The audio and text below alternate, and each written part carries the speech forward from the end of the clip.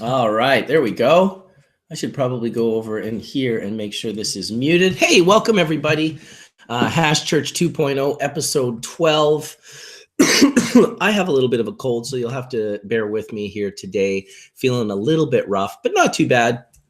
I was very excited to have the Dragonfly Earth Medicine crew hit me up yesterday and say, hey, let's do a Hash Church. I said, all right, I'm down with that. Let's do a Hash Church. Welcome everyone in the room. We've got 150 people right now, from Canis Murph to Jay Hendricks to Cuban Chronic to John Burfello's in the room, 70s Mama, Bonsai Breeder. And yeah, I'm going to invite the crew in here right away. This, of course, was set up by the Dragonfly Earth Medicine. I don't even know all of the people that are going to be in the room today, but I'm quite excited to see who makes it. Let me just get here all the links sent out. Ding, dang, ding. Better turn that off. I was hoping that Tim was going to be able to make it. He's actually traveling today and does not have his computer, so that was unfortunate. I guess next time. You know, with Hash Church lately, we've just been kind of doing it as a spur-of-the-moment thing, and that's how it goes sometimes. Good morning, Grateful Seeds, Pacific Northwester, Freedom Cycles, Braden Teague, Bank Runner, Mass Melts, Woody, Samuel Bench. Give thanks, brother. Much appreciate the kind words. Medication Station. Yes, this is a hat from Tantalus Labs here in Vancouver. Just a little outside of Vancouver, but they've got some beautiful greenhouses going over there with some very lovely cannabis. So let's see if those links are going to work. I did send out the link. Let's see if I can send it out again. Here we go. Boom. Make sure everyone's there. Usually would see someone in the room by now. I'm all alone with 300 people. So how's it going, everybody? I'm gonna drink some of my vitamin C water here. Some ester C's. I'm not sure if I'm gonna have any rosin press videos coming out super soon. There's some familiar faces in the room. Even though I can't see your face, I can hear your face. Coming soon. Oh shit, we're gonna have to. I forgot about headphones. That's gonna be something we're gonna want to do. I'm here in DLP, the Plant Father. We got a little bit of reverberation through your microphone. It might be fixed when I put my headphones on, but if you have some too, you might want to try and put them on as well. Love the shirt, by the way, Plant Father. Thank you. That's fucking awesome. Sorry about that, guys. A little bit of lack of professionality on my part. It's very early here in beautiful British Columbia. Well, not that early. I had to get up at 6:30 to drive my daughter to work. This is what happens when you have teenagers. You drive them to work. Their work is your work. This is true. What's going on, Josh and Kelly? Yeah. Not much. Just in a lot of rain here today, and yeah, it was hard to get up this morning. We've been sort of working around the Clark with harvest, and just here, ready to talk to everybody. Super stoked. Beautiful. I see Skunkman Sam just came into the room. What's happening with you, Steve? Tell us something about GLP. Not much, man. Just enjoying this beautiful Sunday morning. Starting to get cold out here, so it's nice. Switching to winter mode. Catch any fish lately with your spear fishing equipment in the background there? Right, had to deck out the room. You know, honestly, I went a couple weeks ago, but the weather was kind of late in the season. The weather was rough. Probably have to wait until I start going to Mexico in January. Me and my wife will be going out there. Quanine will be going out there and enjoying the water. All right, beautiful. 400 people watching at 9:05. That's pretty good. Still getting that reverberation through your mic a little bit. Do you have any headphones that might help? Sometimes our speakers are really close to our microphone, and that also creates a little bit of a problem. But don't worry, we'll figure it out. Worst case scenario. Oh, geez. Jordan G asks me, why never Breeder Steve? All right, I'll put it out there. Breeder Steve has been a longtime friend of mine. The reason you don't see him on Hash Church is because I think he may have lost his mind. Apparently, me being friends with Ryan Lee, i.e. Chimera Genetics, has been enough for him to say that we can no longer be friends. So he's on the Twitter late at night, maybe under the influence of alcohol, and I think that could be the problem there. So we wish the best for Steve. One day, maybe his alcohol dementia will dissipate, and he'll be able to join us back in the cannabis community, where we're nice to each other and where we don't treat each other like high schoolers. Where oh, if you like that person, I am unable to be your friend. Last time I really experienced that was in high school. Didn't like it then. Don't like it now. And that's sort of the short of it. So I hope everyone can understand that. Oh, the seed is curling. The seed is curling. Let's put that back there. I was feeling that curling seed there. Hey, what's going on, brother? Brother Dutch Blooms. Hey, Joshua, what's happening? Tell us something guys. good. I think he may have lost his mind. Apparently, me being friends with... Oh, Skunkman Sam had to mute you. Sorry. I'm going to keep muting you. If you unmute yourself, I will mute you. Welcome, Wade. You can get back to telling us something good, Joshua. Didn't mean to cut you off there. Oh, and no, it's good. It's good. I was going to say, last time we chatted, I was all in down and outs, but I'm doing good.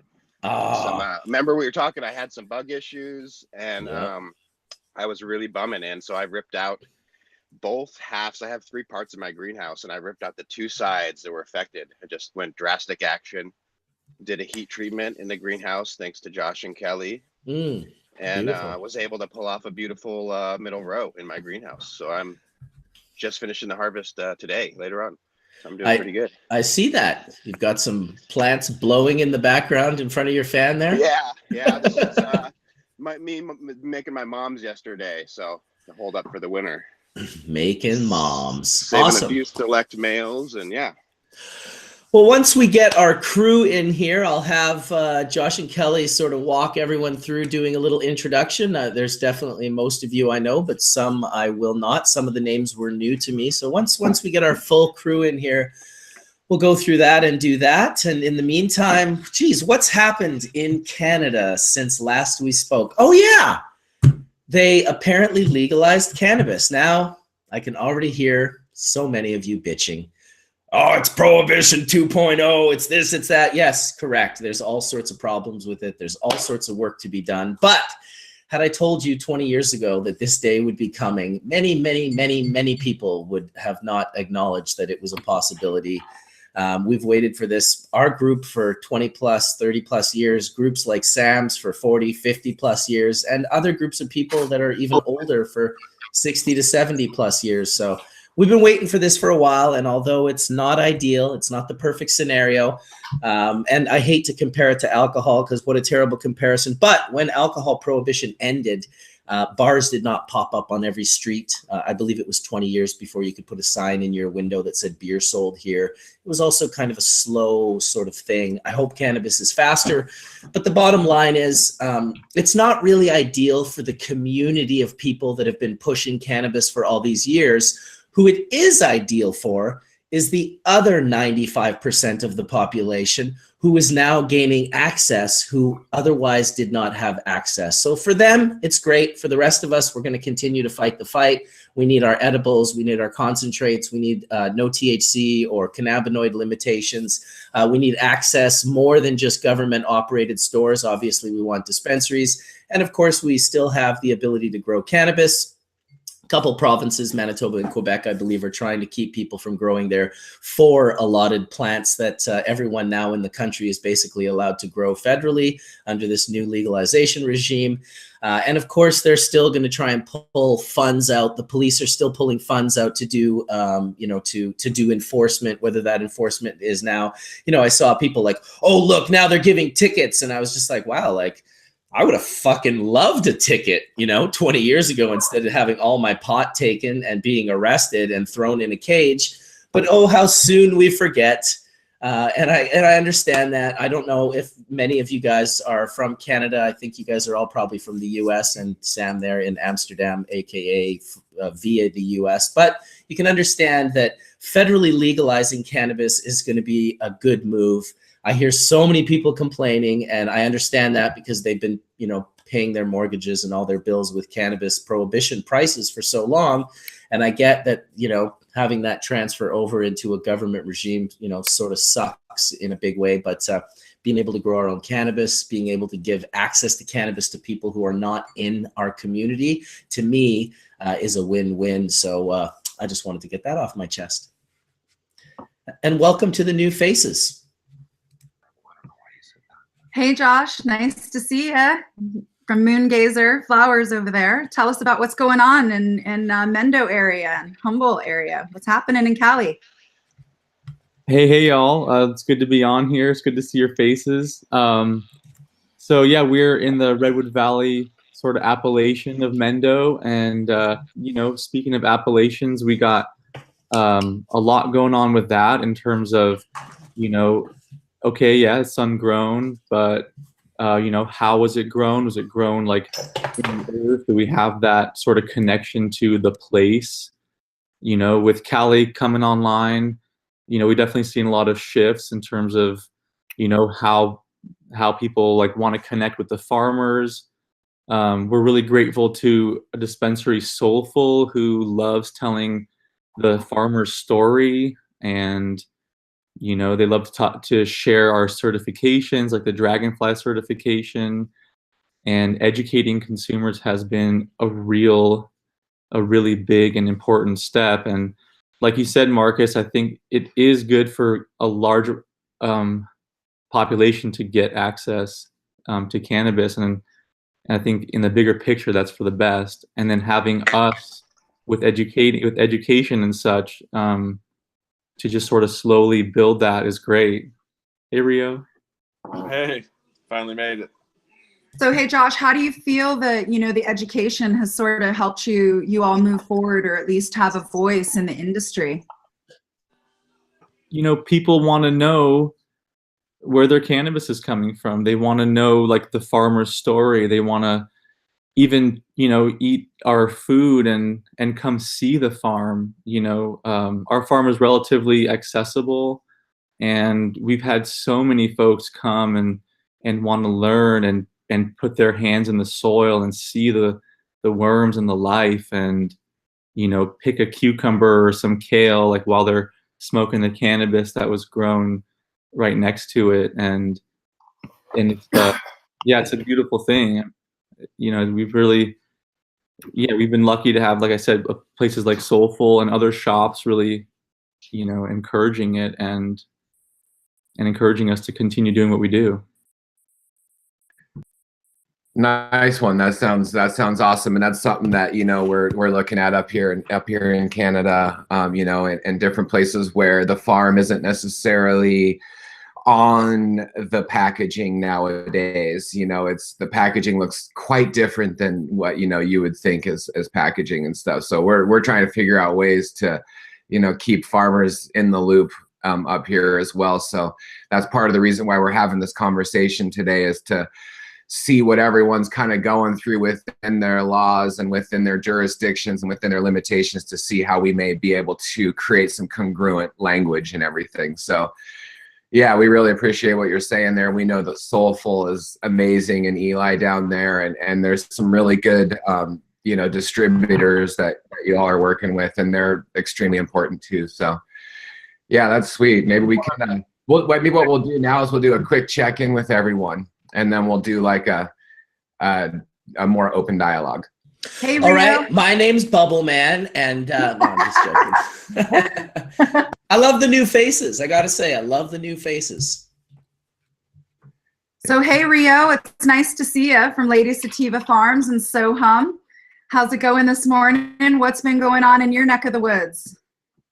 There I am. This is my daughter, Olivia. Hi, Olivia. Welcome, Olivia. Hi, Olivia. Yeah, I mean, we're a network of small farms up here, so there's just like you guys, I guess, but we feel like we're on an island, like a non-corporate island, because there's so many independent farmers that came out of the black market and into the white market that didn't really have any of those connections before, and now are making those connections. It's nice to have people that are ambitious and motivated to make that transition to be like a community. So, I mean, that's the biggest asset that I have is community. Is really the strong, non-contract, non-corporate community of small farmers to just vent and dialogue and see where they're going and find out where those points are, where those touch points that make it possible for the small farm to exist. And then at the same time, just being involved in the community and helping this community evolve, because everybody's having every issue that I'm having. I know that all my neighbors are having the same issue. So being open to other people's struggle, because it's similar. I wanted to kind of open up something you said there in regards to the non-corporate, or versus the corporate. I myself have a corporation. It's called Fresh Headies.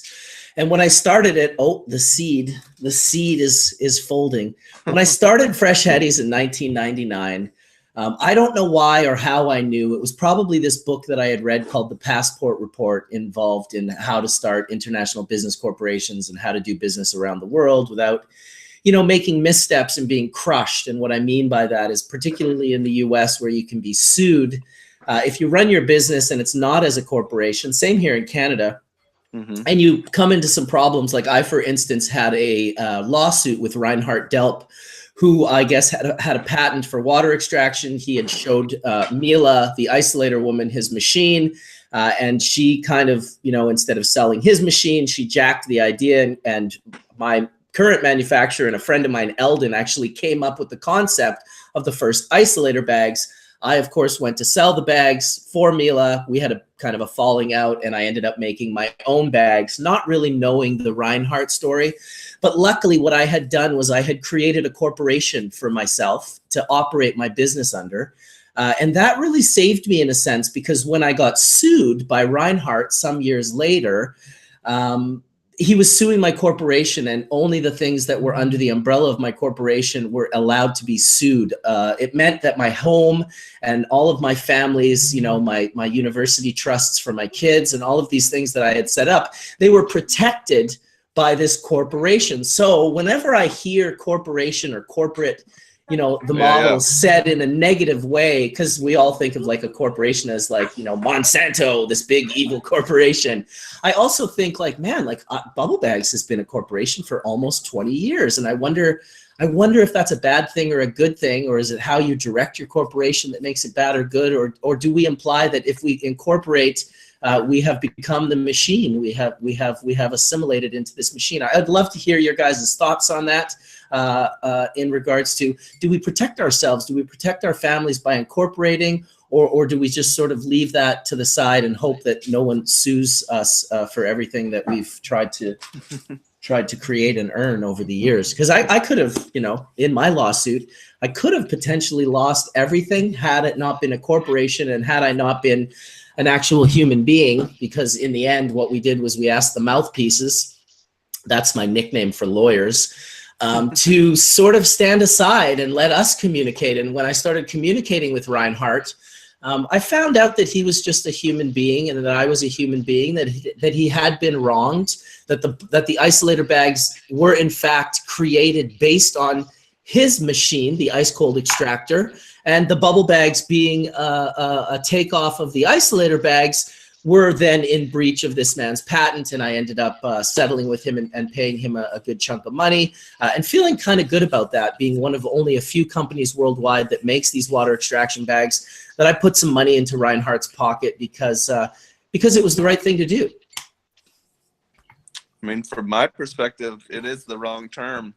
The corporate is just a legal entity, a tax structure. So I'm in the natural food business as well. And the history of the natural food business was independent, small natural food businesses in the 70s and there's a network of these independent businesses, and then small distributors that were regional that would bring food to these independent. So it was really an independent business network that then United Natural Foods and Whole Foods, and so these investment companies that could leverage large amounts of public investment that then put either bought out or put the small independent business out of business. That's what I mean is. But isn't that something that naturally happens? Like I just think that it seems to be this natural human thing. Like a perfect example that I would use is the mom and pop dealers. Let's think about the mom and pop dealers across the U.S. There were tens of thousands of them. These were people that dealt out of their homes. They sold to their friends. They sold to their families. And when dispensaries came into being, they literally crushed those mom and pop dealers almost out of existence. Those mom and pop dealers were forced to kind of wholesale their product to a dispensary now because they weren't able to like compete with the hours and the amount of product and the opportunity that people had when they went to a dispensary to pick from 100 different types of bud or hashes or edibles or whatever it is. And it's not talked about so much here in Canada. We talk about how the LPs are sort of crushing the dispensaries out of existence, and the dispensaries are the little guy now, but we never talk about when the dispensaries were the big guys coming to crush the little mom and pop operations out of the dealing that they were doing out of their homes. Because I remember the cannabis scenario 20 years ago here in Canada, and there was a lot of these people helping pay their mortgage and helping pay for their life by selling herb. And when the dispensaries came in, and some of these dispensaries were doing 30, 40 grand a day, well, that was money that was taken out from all of these little places. And now I just see it happening on a bigger level. It just seems to be, is it this evil corporation, or is it this natural thing that we do when we try to scale up and give people access? It's very hard to give access to people around the globe on a grassroots level. That's what I've noticed being starting from grassroots activism, from being a hemp activist back in the day, where we were just like a small group in Manitoba, and we were turning on, maybe 100 or 200 or 1,000 or 2,000 people here and there. But once it got and built into, the Manitoba Harvest Company that my partners started, and we're selling in places like Whole Foods and Krieger's and Safeways and all over these grocery stores. Now suddenly they were doing what they wanted to do, which was touching tens of thousands, hundreds of thousands, if not millions of people. But then there's this sort of thing that happens when you do that, where, do we lose sight of the roots that we came from when our plant grows 15 to 20 feet away from those roots? And you can, the top bud cannot see the roots. And I sometimes wonder if that's what's happening to us, that we can no longer see our roots as we grow and grow and grow. And, what's the answer? How do we maintain integrity? How do we maintain our humanness when we're operating under a corporation which clearly has no soul? Well, I just wanted to comment. Like, I think you're hitting it right on and pushing it's the scale, right? It's mega versus what size is the corporation? How big do we need to service? Do we need to be, the big corporation that serves all, what's the one that US Foods or whatever, that serves all the restaurants here in the States? You see it at the back of every restaurant, Cisco.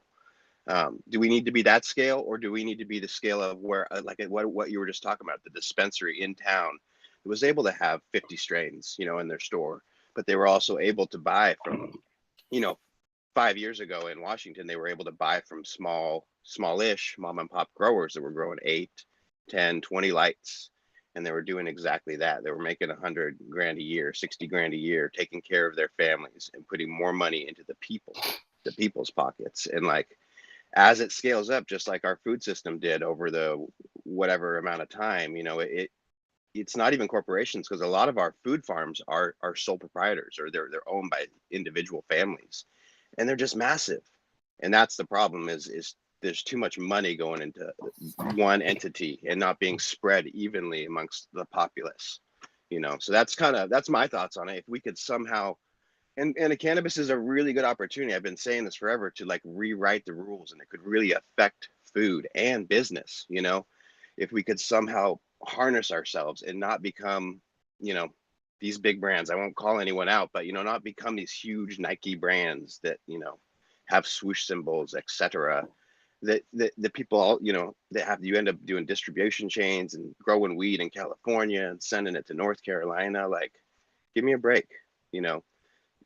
I feel you. I feel you, Yeah. especially from a farming standpoint. I mean, you know, that sort of farm to table experience is just not something you're going to get. Even shopping at Whole Foods and buying the seemingly nicest looking and best product you can, it's nothing compared to going to the farm. So I'm caught in this dichotomy of loving the idea of giving access to all of the people that need it. Because let's be honest, we all have great stash, you know, here. I'm puffing things both medicinally and recreationally that I constantly have this guilt over when people are like, my 4-year-old son has a brain tumor. What do I do? My lupus is killing me. I need access to cannabis. I live in Quebec. I have no access to cannabis. And it's just this constant stories where I'm like, okay, like, I don't know how to get these people access any other way than this model. But I love what you're saying, Joshua, Joshua, in regards to cannabis changing the game up. And we know that cannabis has not, you know, it's been segregated for all these years. It's been down in the basement, locked away, literally. And now it's able to come back out of the basement. And I hope, you know, I have faith in cannabis that it will be a guiding light, that even corporations that have nefarious sort of agendas are going to be affected by this. And I'll never forget my partner, Martin Moravchik, who was one of the founders of Manitoba Harvest and one of my original hemp partners and a good friend, saying to me when we planted our first hemp field in 1995, it was a 5-acre field. It was off the side of the highway. And he said to me, you know what? This is going to change the way people think. I said, what do you mean? He said, just seeing this and being around this and the vibrational frequencies that are coming off of these plants are going to change the way people think. And that was 20 plus years ago, 23 years ago. And when I look at it now, and although we have all of our little disagreements and arguments about how it's playing out, I have to say it really has changed the way people think. It was step one in the changing of the way people think. And I think the last step in really sort of changing the way people think has been these wonderful, beautiful children who have acquired sicknesses and have used cannabis to help those sicknesses. Is that not the last leg of prohibition standing right there, getting chopped down? Who's going to argue against sick children? It just seems like we've come a long way. We have, and I just wanted, you know, just to kind of tag back into the farming analogy, like technology really is helping us out. And, you know, coming from like an organic regenerative standpoint, often people don't want to involve technology because it kind of has been fueled a lot of bad and misuse and actual fuel. But I had the opportunity when I was in the Midwest years ago to work for an aeroponic lettuce grow that was inside a warehouse in Minneapolis, Minnesota. And it was a financial guy that started a thing. And the whole basis of it was it saved money, you know. So he wasn't coming at it from an environmental standpoint, but it was cheaper to grow lettuce indoors in a warehouse in Minnesota than it was to grow it in California and ship it out. And I guess my point is that, you know, as we are growing in a community, we really need to tap into the knowledge of the technology and everything that's out there, not discard certain things so that we can, you know, produce locally, produce where we are, and support our, you know, our area.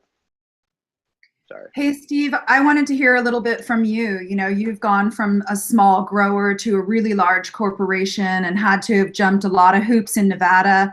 You know, what's your take on all of this now that you've really entered sort of the corporate market, and what kind of, you know, good things have come out of it and what kind of, you know, difficulties have come out of it?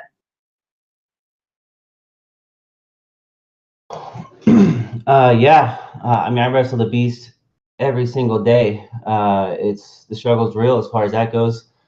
And there's like a lot of catch-22s when it comes to freeing this plant and rescheduling it and doing all the things that we've talked about should be done for years. Example, if we reschedule this plant, that's going to open up interstate commerce. That's really going to drive big corporations. They're all going to grow it in one spot and ship it all over the world, let alone state to state. So again, like, you kind of got to be careful what you ask for. But at the same time, yeah, that farm to table mom and pop shop, everybody wants that connection to the plant. The plant is their connection to the earth in a lot of ways, to the soil in a lot of ways. So to remove the farmer from the product, like so many dispensaries here in Nevada have tried, is definitely the wrong approach. I think what you build your corporation off of, like, if, example, Green Life, I try to build integrity into my company. You know, we're indoors, we're in Nevada, but we try to be sustainable as possible, considering what we're able to work with and work around. So I think if you do things the right way for the right reasons, you can have a corporation that's not necessarily the root of all evil. You could be that shining light and actually bring, you know, like you said, bring medicine to sick people in abundance versus, you know, just serving your neighbor and your friends. So again, I think it's a double-edged sword. I think we gotta be careful how we play it. I hope in 10, 20 years, we look back and laugh at these days that we made a plant. You know, you had to get a license to grow a plant to help people. But right now we're trying to change the game a little bit. You know, you have all these very conservative people who've been brainwashed their entire lives to think this is a drug. And now it's our duty to kind of help educate them to the right path. So I think we're all experiencing it in our own levels, and yeah, keep fighting the good fight. Wade? So what's going on with you, Wade? I know that the struggle is real for you all too, especially for getting medicine out with the Colladra's network. You know, really being able to get medicine out to the children. It's one of the most imperative missions that we have as farmers and as cannabis growers and as activists. So what's been going on with you and your struggles and successes? Thanks for inviting me in this morning. Yeah, it's a very challenging time for a lot of the reasons that have been spoken about here. For Colladra's network, all pretty much bad news, I gotta say. We put a lot of effort last year in California into getting a bill. Hey, Bubble Man, would you mute your mic for a second? Yep, sorry, bud. It's coming through strong. Yeah, we've got a bill through the legislature, Senate Bill 829, which would have created a specific license type for compassionate use. And long story short, the governor vetoed it on the very last day it was possible to do so. And so the Colladra's network is underground free market entity again. We were well on our way to creating a not-for-profit foundation and some other activities that would have allowed us to go forward under state law. And now state law is back to it is illegal to donate or give cannabis in any form, especially to children. So that's all I can really say about it. I know that for myself, some of the families that I've helped over the years, what we're doing right now in the Colladra's network is we're trying to put together packages for all of the families that we've been helping and get them enough of the products that they're using so that they are good for the coming year. State law allows our activity up until January 1st. And so we're hustling pretty hard at the moment to try and get together, like I said, whatever the family needs for the coming year, in hopes that a year from now, the legislature will have passed a bill similar that allows compassionate use. And the governor will sign it this time because it's a new governor coming and he's more friendly to cannabis in his own way, I think. We'll see. So it's kind of a challenging moment, if you will, in the work of Colladra's network and some of the families we've been helping. To make it very specific, I know Forrest was invited to join us this morning. Silas, his son, has been having a lot of trouble. He's going through, he's maturing into a young man, and all the hormonal changes are making for very intractable situation. I know on Friday, Silas and Forrest were down at one of the universities down in the Bay Area, I think, to see a neurologist because Silas is back to having grand mals on a fairly regular basis with all kinds of other types of seizures mixed in. And Forrest is completely overwhelmed by it all. The whole family is. So that's what's going on for Collabius Network.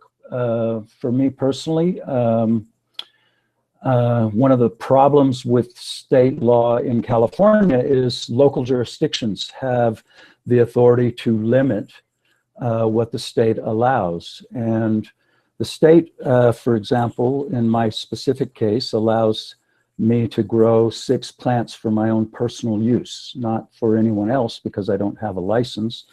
And I can't get a license because my local jurisdiction says my zoning and my property size and my setbacks are all wrong for any kind of commercial cannabis activity. And it's a problem that California as a state is trying to make laws that apply in a place like Los Angeles, as well as a place like Nevada County. Nevada County has almost as much land mass as LA County, but only 100,000 people. And meantime, LA County has like 10 million people. So the rules that work for indoor cultivation, which is the only real kind of cultivation going on in Los Angeles, make no sense at all up here in Nevada County or any part of Northern California for that matter. So yeah, on my property, I can have 6 plants, but I can only have them indoors, which is such a huge joke on a regenerative farm. And I know that it's possible I could practice regenerative agriculture indoors, but to do it with 6 plants is an insanely expensive and obnoxious hobby, if you will, the environmental impacts of it for energy usage, et cetera, et cetera, et cetera. So it's funny, here we are, California is the model, so to speak, for legalization, and yet it's been done so poorly that all up and down the state, even people who have temporary permits are running into crazy situations. One of the DEM family farms, I won't mention names, had trouble with, I believe it was Fish and Game, Department of Fish and Wildlife came to their farm. And even though the State Water Board and the CDFA and the local authorities had signed off on their water usage plan, Fish and Wildlife decided they didn't like their thing and abated their whole property, took down all their plants, shut them down, and filed paperwork with the state that this particular licensee was in violation of the law.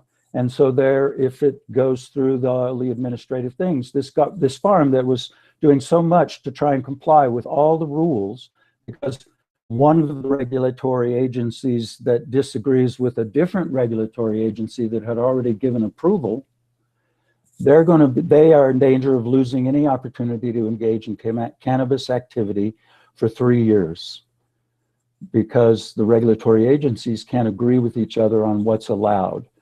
So those kind of things are happening in California, and it's really a sad story. The free market, you know, what you were mentioning, Marcus, about dispensaries and mom and pop operations that have flourished in the past and have been shut down quite a bit. I think in California, the free market, the non-regulated market, or free market as I like to call it, is going to flourish over the next couple of years because for what it costs, cultivators, nurserymen, distributors, processors, just on and on, right on through to retail dispensaries, the price to the consumer is going to be so high that those folks are going to call up their friends and say, hey, you still helping out? And it's kind of a shame that we're criminalizing this plant again.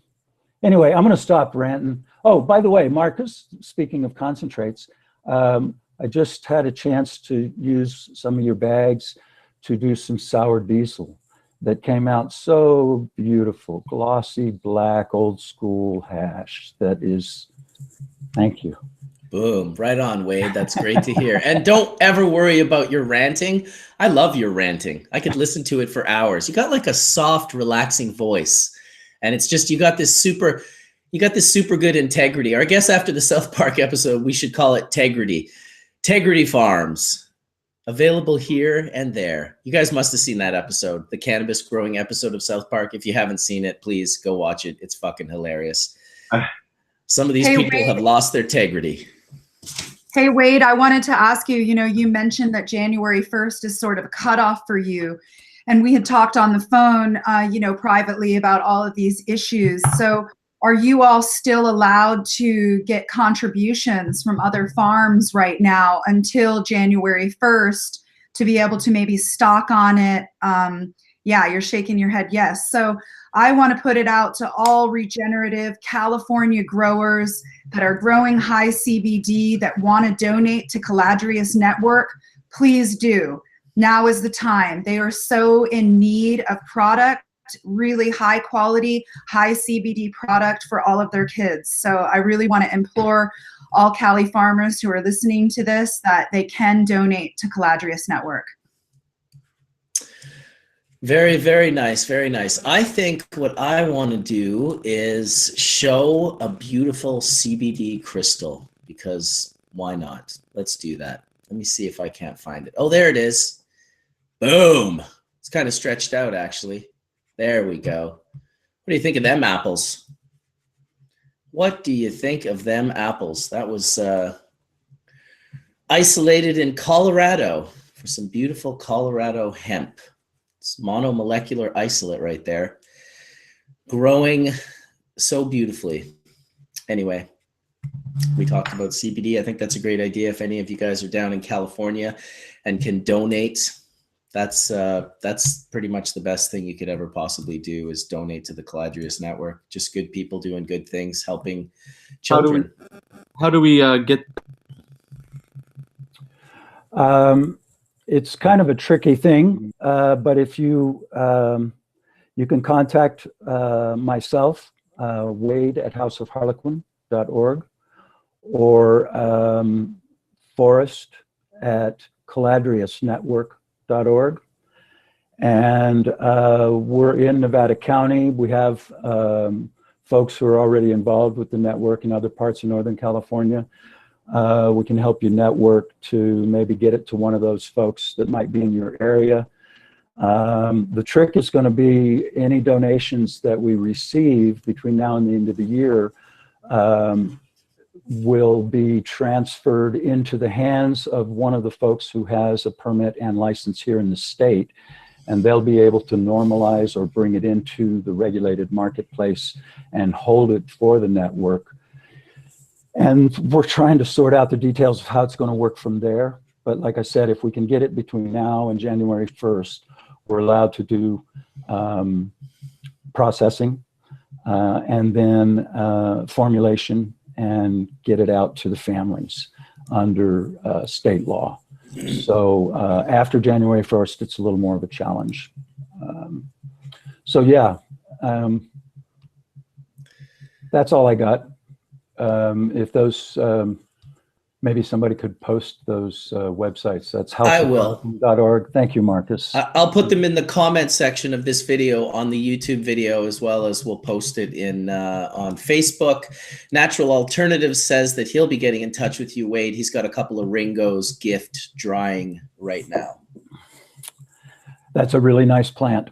Lawrence Ringo was one of the last crosses that he was trying to stabilize before he died. And yeah, anyone that does that know that there are families that you're making a difference in not just the quality of life, but even the opportunity for life in some children's life experience. And I feel like I'm babbling here a little bit, but I feel it so deeply, and I know some of these families and some of these kids, and it just seems so wrong that a plant that can do so much good for these kids is under the kind of rules that it still is all over the world. It's really come true to me, deeply, deeply true, that the plant in and of itself can do no harm. It's all of the behaviors and the reactions to prohibition around the plant that have created all the problems. Absolutely. It's So definitely... sorry.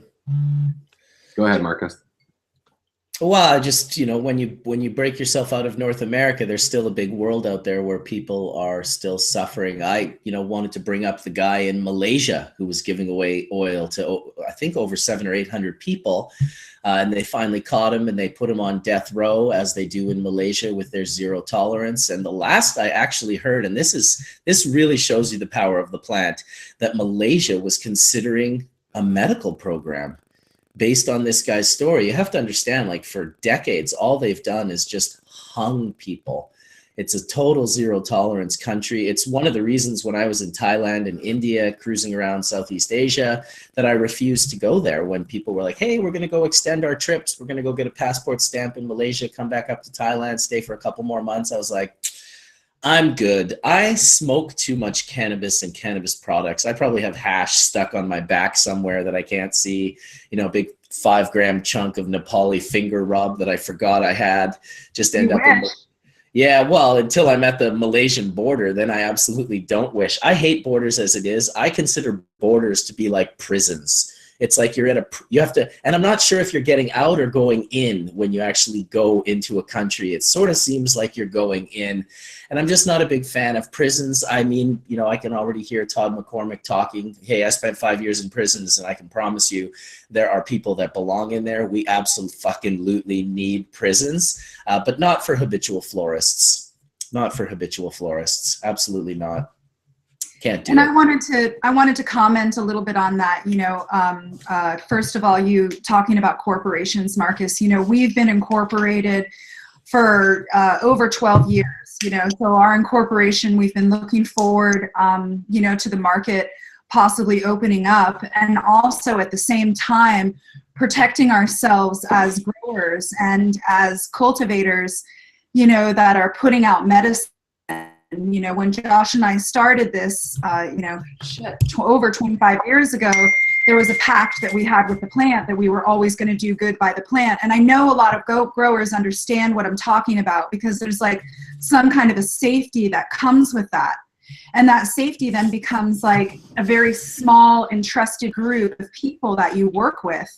And then all of a sudden it becomes legalized. And so many of us growers really get to have the opportunity to step into understanding what the white market looks like, or even really have the business practices, you know, to step in. But what we do have is we have the connections. We have the connections, we have the know-how. One thing that I've been seeing here in the really large LPs is that there's been billions of dollars made on the market, but nobody really is growing good flower to put out there. So it's like they're not crossing this bridge with the people who have been part of this industry for a long time.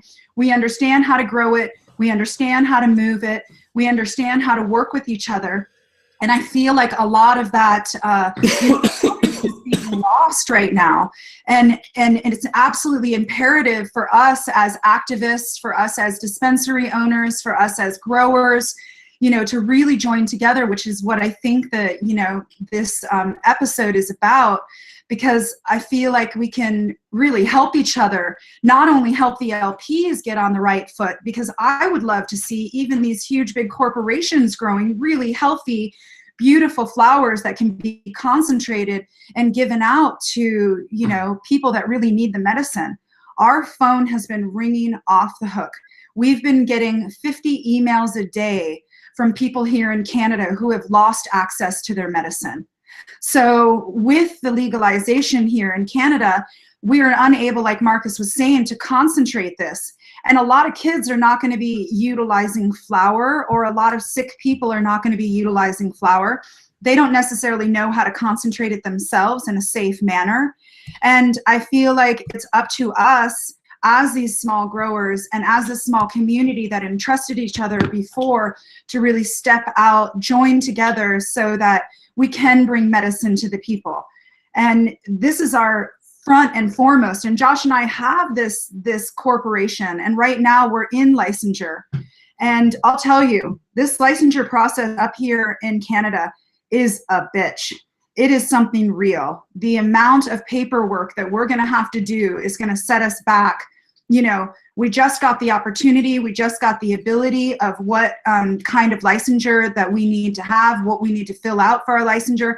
Like, it's as if everybody who was not a part of the, you know, the corporate market and didn't have LPs weren't even allowed to come into the game at all until the day that it became legalized. And we're already behind the ball, and the LPs are not growing anything good, and people are losing access. So what happened was on October 17th, all of the dispensaries that created the culture up here to make medicine for the people, all the stuff Hillary Black's been doing in life, and all the people that have been having, you know, cannabis culture shops in Vancouver and beyond, have created a culture of medicine and a culture of healing people, like Wade's talking about. And it caught the idea of the government. It's the medicinal qualities, you know, from the 1800s or thousands of years ago that have come to this point, that have, you know, taught us, we know it's medicinal. We've created outlaw systems to show people how it works. The government gets a hold of it, and they basically sever that original tie. And on October 17th, all of the dispensaries that were doing all that work have to technically shut their doors or become outlaws. So what's happened here in Nelson, British Columbia, or Vancouver, and a lot of places, that jurisdictions have come together beyond the law and decided, you know what, we're going to keep our doors open until December 31st, because that's when these permits run out. And local patients and areas came in to say, you know what, I mean, as much as we're gaining access in the future, there's going to be a year or two where there's a loss of access. So I totally agree. I think we agree with Marcus and everyone that says, you know, the Canadian legalization probably is maybe a step in the right direction towards access to people. But the problem is there's this gap in between, because no one recognizes the strains from the LPs.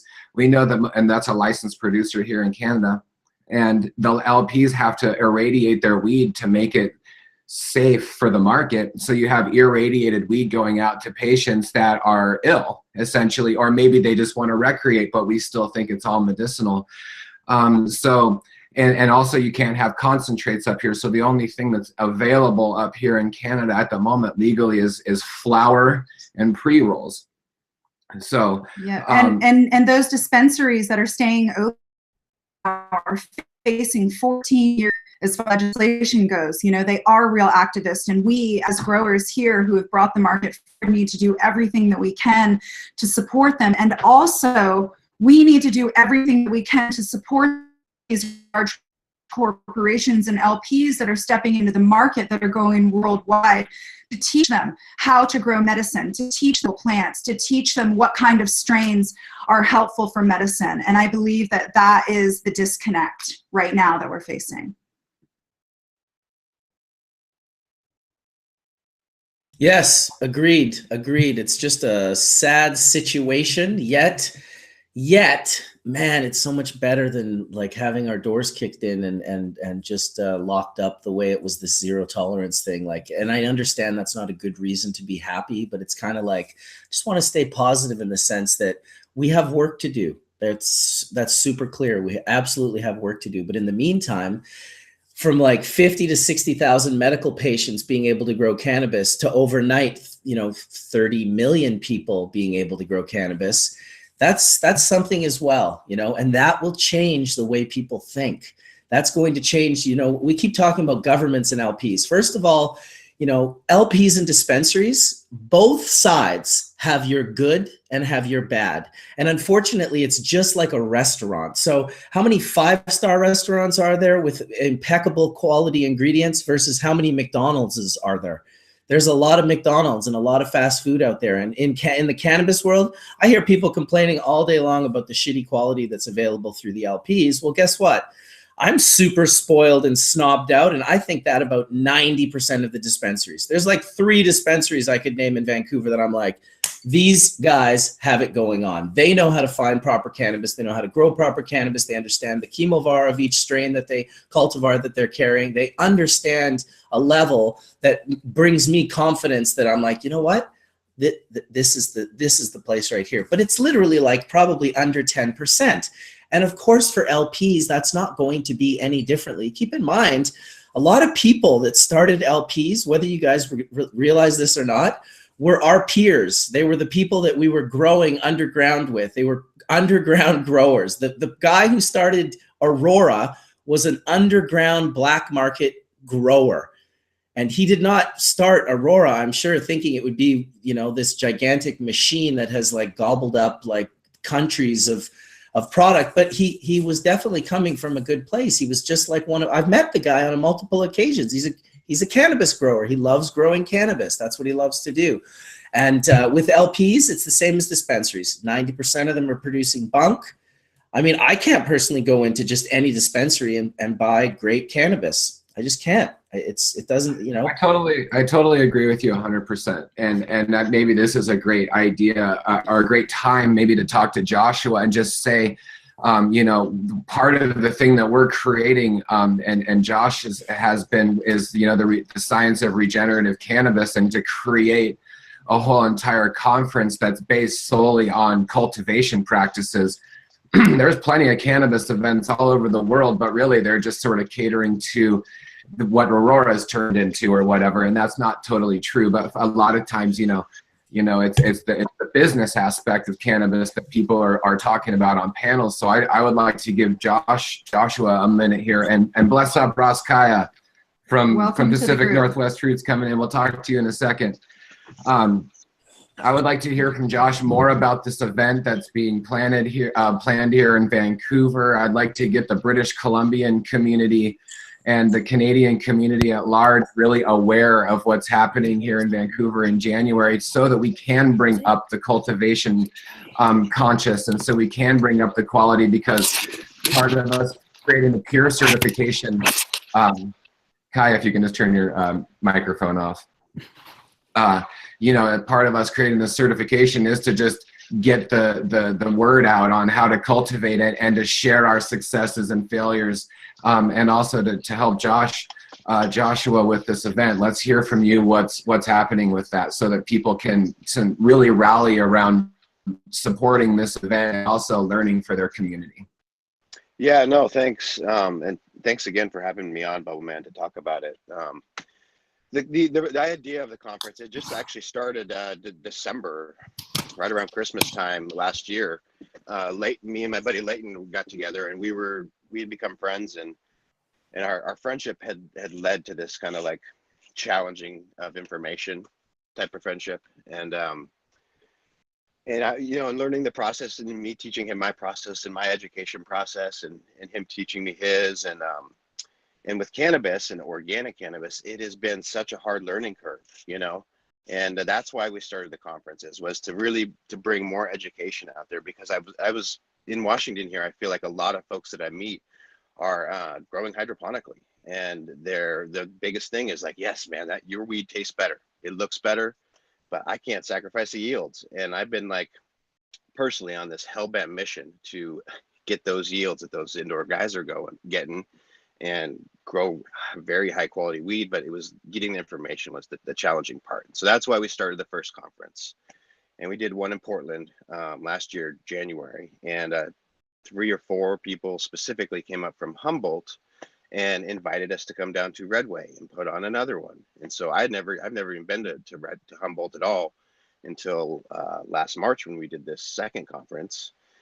And I got to meet Rio and Craig and all these folks, and got to like learn the culture of how folks are really banding together down there. And it's very impressive, because in a lot of ways, you know, California has been growing weed for so long that they're just that much more advanced, and seeing how these smaller guys are banding together is really impressive. And so the conference has just kind of been, you know, gaining momentum. And so this year we reached out to more folks and said, you know, if you want us to do more of these, like, we need people to host. And so We're doing 4 conferences this year. One in Vancouver. It's going to be January 11th, 12th, and 13th. We're going to do one in Redway again, which will be February 21st, 22nd, and 23rd. And then Portland, Maine, March 1st, 2nd, and 3rd. And Ann Arbor, Michigan, March 22nd, 23rd, and 24th.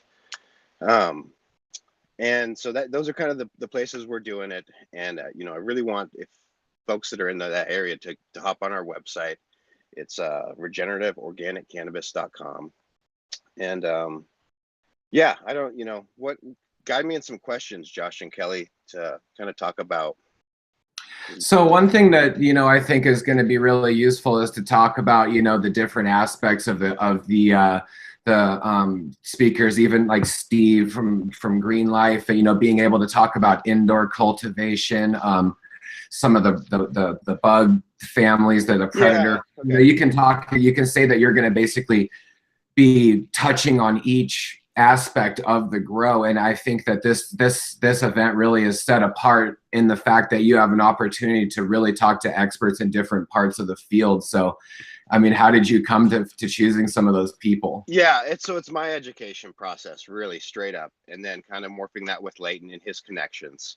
I don't take any sponsors. We're not selling anything. That's the big thing, is like, I want it to be pure education. And so it costs a little bit of money. People have kind of given me a little flack on that. We're charging $125 a day. We're doing discount tickets before December 1st. So go and check out the website if you guys can make it. We're doing, you know, 3-day discount and before December 1st discount. But the way we've lined it up, Friday is going to be kind of like beginning with Dr. Elaine Ingham. She's going to come in and talk about the soil food web. Who are the players, the microorganisms? How does it work? How do these microorganisms transform rocks into nutrients? And then we're going to go into Leighton. He'll talk about a bit more about that in the process of how we can work with compost. And then we go into Chip Osborne, who he's like a soil chemistry guy. And so he'll come and talk about, actually he'll bring out the periodic chart and talk about all the chemistry components and how we can achieve the proper balance organically. And then we have Josh and let's see, I'm trying to think of the order of the flow. Then we have Steve Raisiner, who talks about aquaponics. And then we're going to go into a DEM Pure night. We did this 2 nights on the last 2 conferences, and it was really powerful. We brought in a panel of 4 or 5 DEM Pure certified farmers and just had a discussion about practices, you know, and walk through each farmer. How do you achieve this? How do you achieve nutrient management? How do you achieve, you know, IPM? And it was really powerful just to connect with peers, you know. And then the next day we kind of flip Saturday and to go into more of a tools-based system. So we open up with Chris Trump, who does Korean natural farming, and he's going to do a good 2-hour session and talk about that and how, you know, those of you who don't know what Korean natural farming is, it's really a nutrient management tool set. And you make all these concoctions and brews that you can manage nutrients throughout the life cycle of the plant.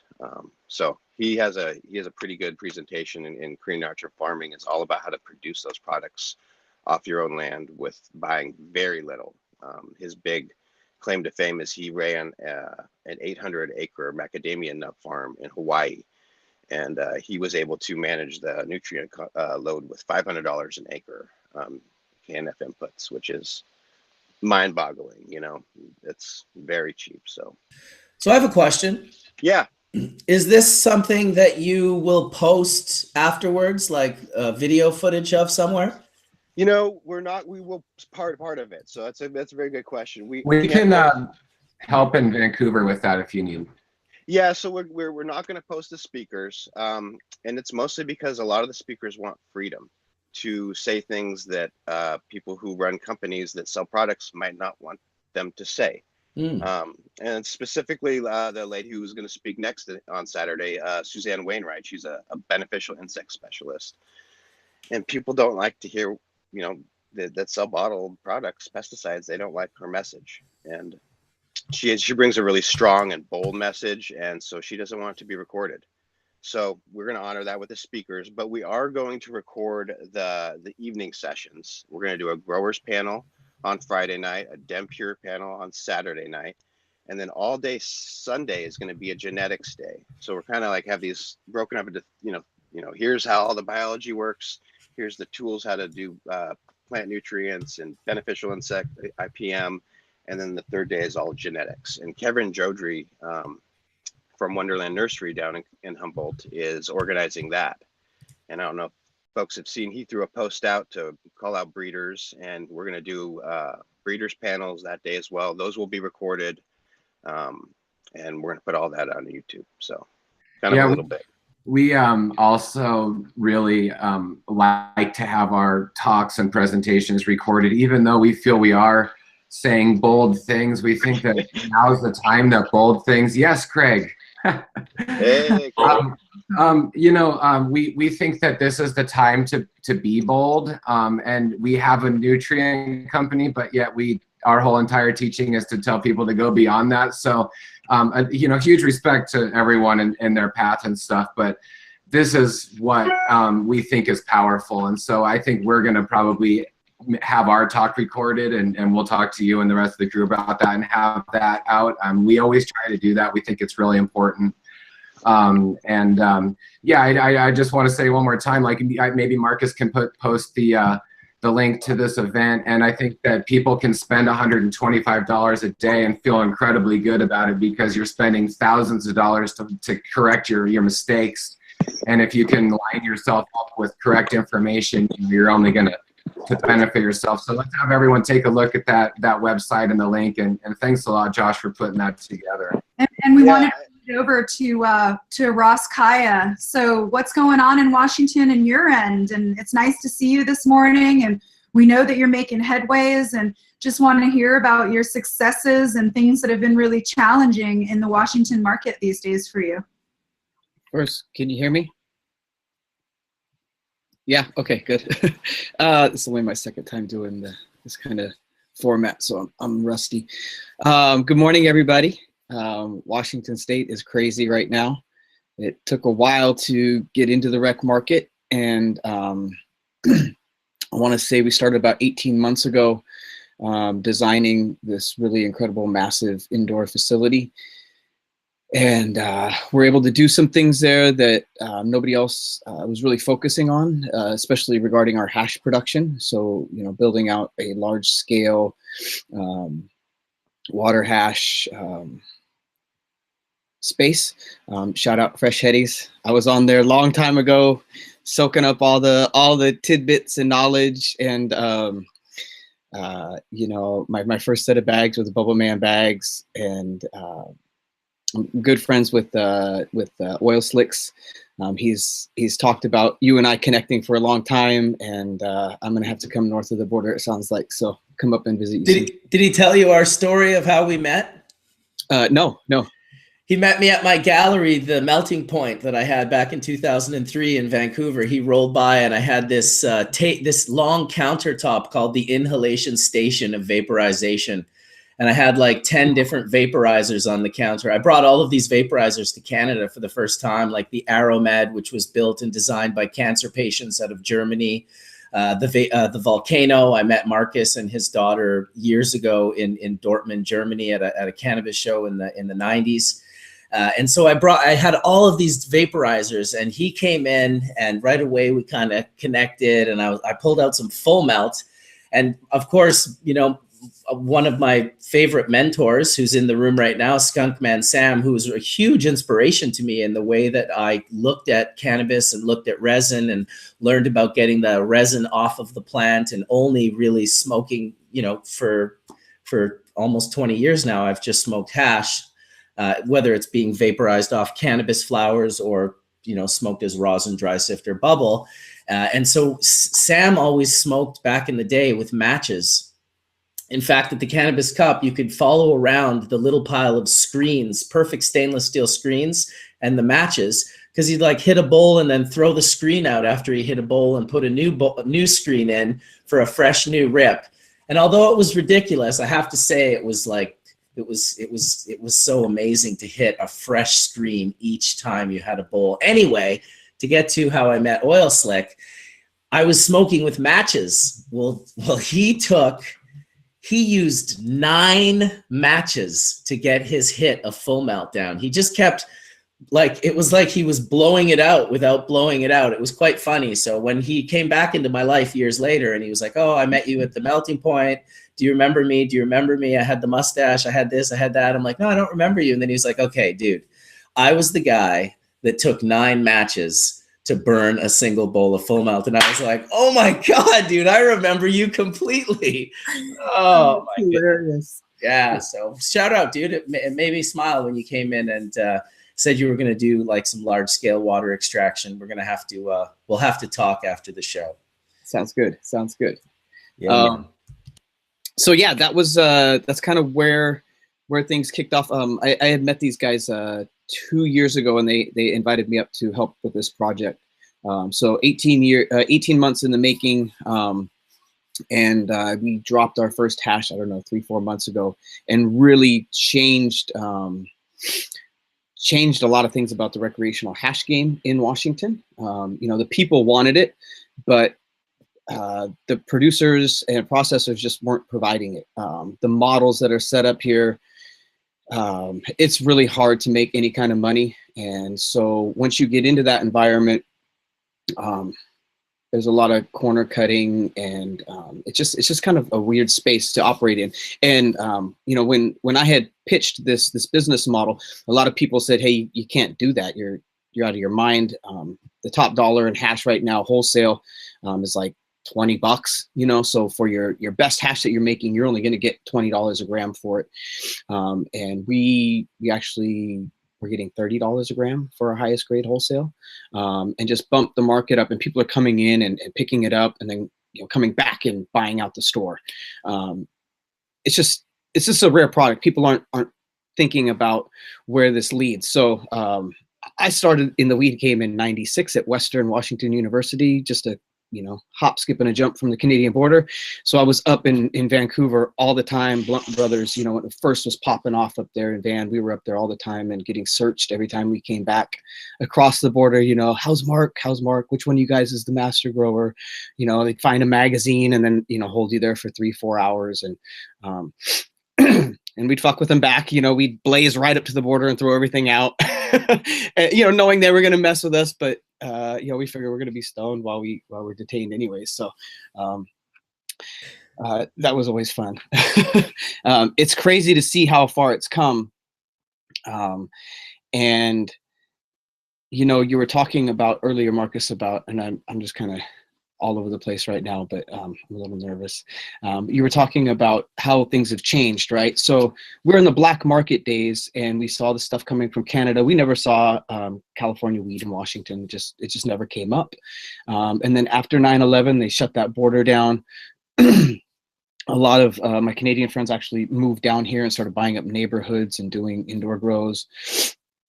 And, things have just kind of changed. And then with the advent of medical, in 2010 in Washington, the first brick and mortars went up, and there was like 4 of them. And the one closest to me they had gotten raided, and I went out. I didn't know the guys. I went out and I bailed them out and said, hey, let me help you with your shop. And that kind of got me going into the medical. So this is like the 3rd iteration of a market when it goes to recreational. So we've seen this over and over again. We know where it's going to go, right? So when the medical opened up in Washington, a lot of that Canadian herb or California herb came up, and we'd never seen it before. And the patients, a lot of them were new patients. They'd never seen it before, so they didn't understand even that this was like not the highest grade herbs.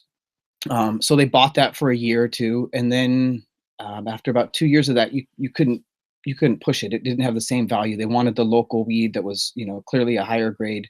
And then the hash came, right? And you saw this push of BHO, and nobody even wanted to buy bubble hash anymore. I mean, I had stores tell me BHO's killed bubble hash. I wouldn't give you $10 for your, what we'd now call 6-star. There was no star system back then. They killed nothing. Yeah, they killed nothing. Now they're, they want to pay me more than ever for it. But, we can see these cycles. So when you come into this rec market in Washington, you can see that same cycle repeating itself. Everybody's on BHO that's produced a lot cheaper. I think the average wholesale prices for BHO in Washington State are like, I don't know, $6 to $12. Whereas we were getting 30 for the 6-star. So, huge difference. The people want it.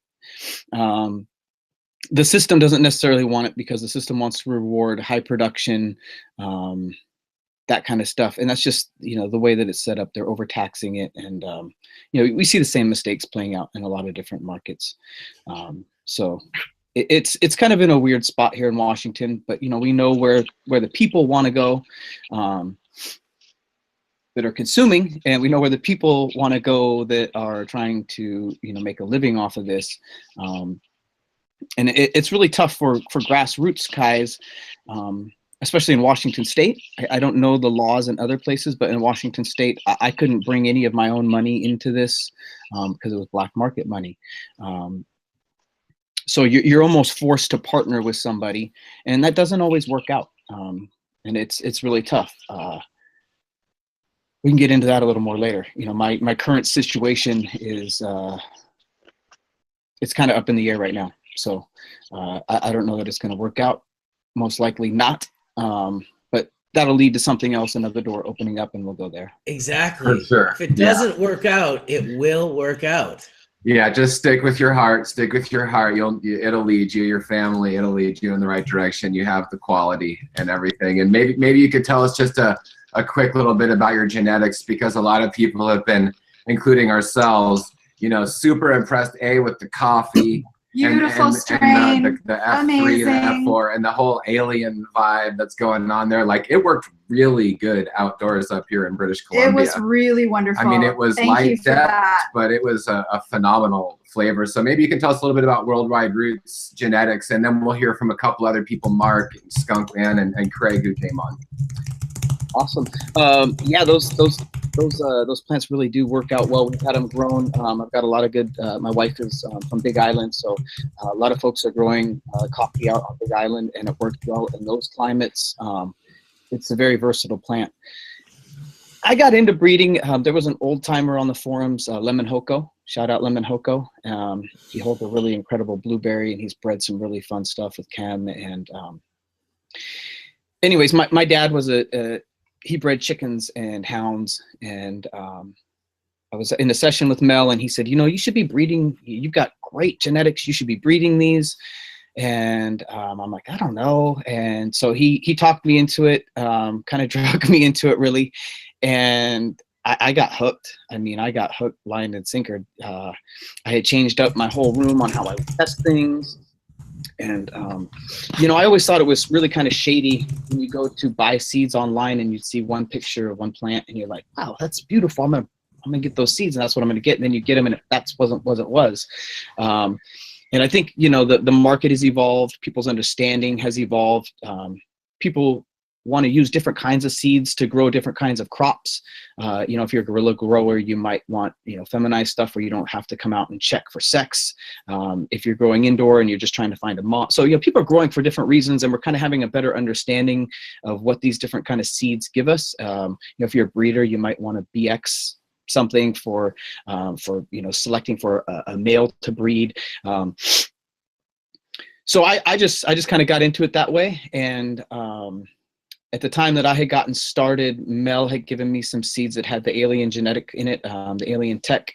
And I found some good stuff in there and started playing with it. And, Kaya's Coffee won its first High Times Cup. It didn't win it. It was like third place in Seattle in 2014, I think. But it was the highest tested strain. So it was super powerful, and it really had this great narcotic effect, and it dumps hash. It dumps hash, crazy amounts of hash, huge returns, 26%, 30% on flowers. When you're pressing just the flowers, and when you're washing it, you get great yields as well. So what's the difference between the washing and pressing yields? Like, if you're getting 25 to 26% out of pressing, where would you sit around for extracting with water hash? Fresh frozen on the coffee, probably close to 5%. That 5% return, but that's fresh frozen. Fresh frozen. Full plant fresh frozen. Yeah. So generally, you know, if it's you can do a little bit of a conversion. So we would say that might be like a 20%. If you were washing dried flowers, you might get 20% back on that. Right. Yeah, it's interesting. It's a dumper and lots of high grade.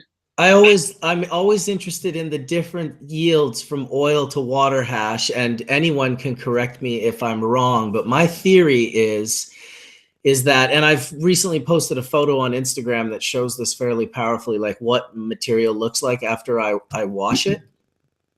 I'm not sure if anyone saw that. In fact, why wouldn't I just show it right now? Because I'm not going to send everyone to my Instagram account, right? So I posted this picture. It's basically material that I've washed. It's been washed. And I show that I've been efficient at getting the heads off. So there's the photo right there.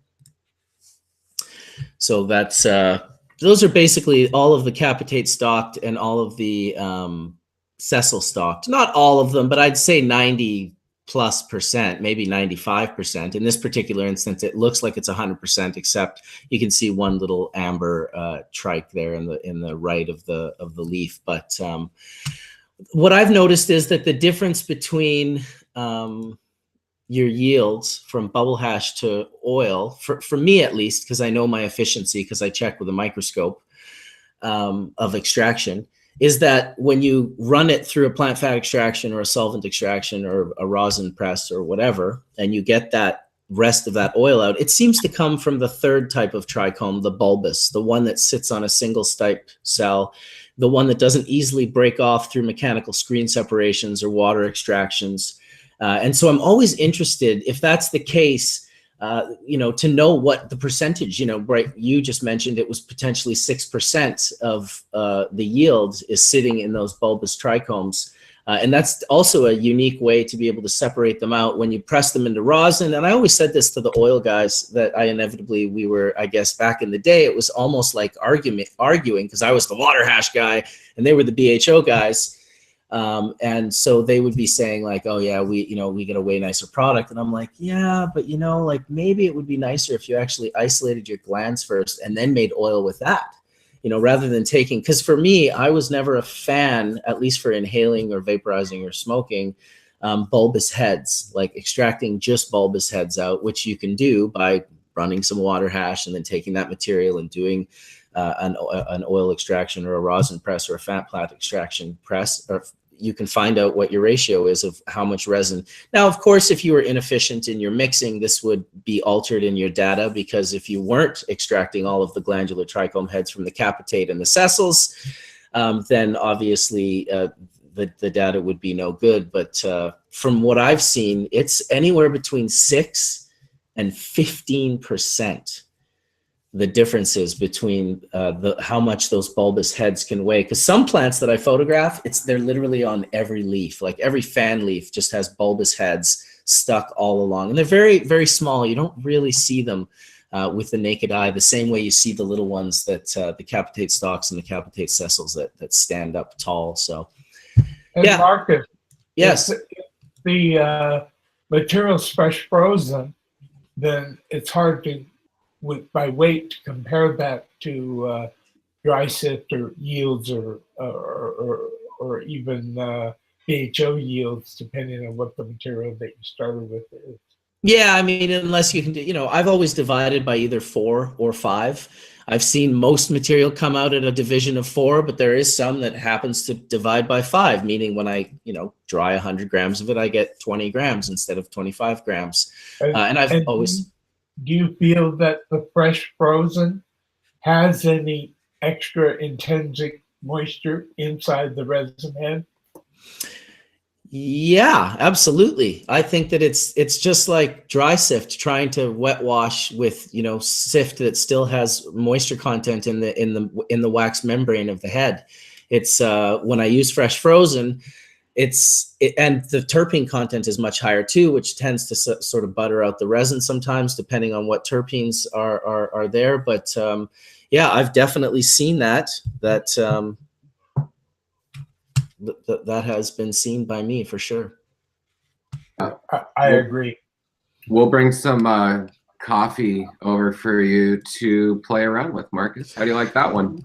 Dude, Yeah. I like it. I want to check out the coffee. I don't even drink coffee, but there is a reggae artist named Coffee who has a track with Chronix right now on the BBC Live, which is Original fire. coffee. Straight Good. fire. He's It is. great. It is. It's sweet. It's Telling sweet. you. I hope to go to Jamaica next month, actually, as well as Colombia. Got a little bit of an embark trip coming up, and hopefully I'll be able to do some filming while I'm down in those two countries. Should be Nice one, exciting. nice Hey, some Nice. people donated while we were chatting. I think it was about $65 here, so I'll send that off to the Caladrius Network for them to disperse of how they see fit. That's awesome. And hey, Craig from Alpenglow just joined us on here. And Craig, you're in the Soham area. Tell us a little bit about your farm. We know that you are really one of the farms that are just, really getting out there, just getting a lot of really good, a lot of information on a lot of different levels, whether it's, the TV or different edible companies. And we would love for you to share with us, some of the ways that you're keeping your business and your farm viable in this future, and some of the unique things that you find yourself coming across. And by the way, we love and appreciate you and your family.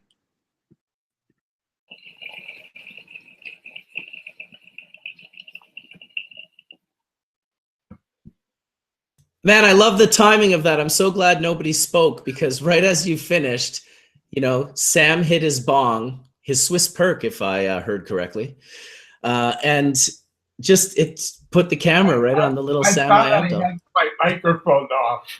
Dude, that was awesome. Nice one, Sam. We appreciate that, Sam. Thanks for that. Sure. Thank you. Makes me want to go get my bong. Yeah. So, Craig, we couldn't hear you. Your microphone wasn't on. Unmute. Can you? You with us? No. Can you unmute his microphone, Marcus, by any chance?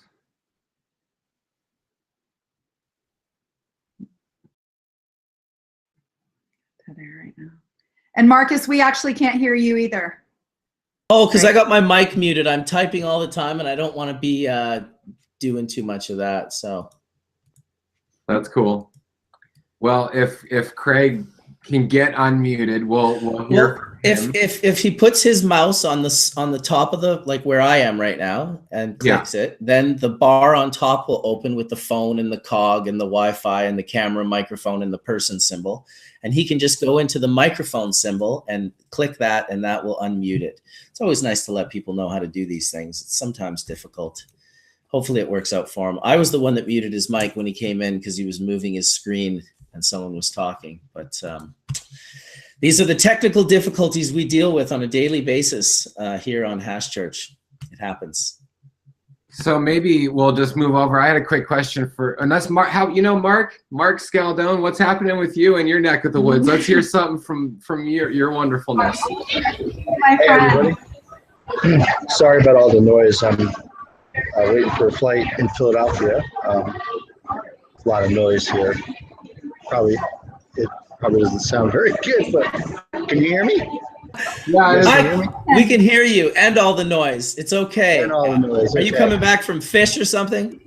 No, I'm heading up to a company called Ascend Wellness is working on a project called Grow Mass, which is a very large production facility in the middle of Massachusetts. So I'm heading up for the first time to see the facility and the building. It was an old machine factory, or they used to make drill bits and drill presses and stuff like that. So they're converting an old factory, a rundown factory in a New England town that probably felt the economic depression of a business going away to, putting a cannabis operation in there. So this is a company called Ascend Wellness. It's got multiple licenses in multiple states, but this is their project going in Massachusetts. Awesome. Very cool. I think I know Ascend Wellness.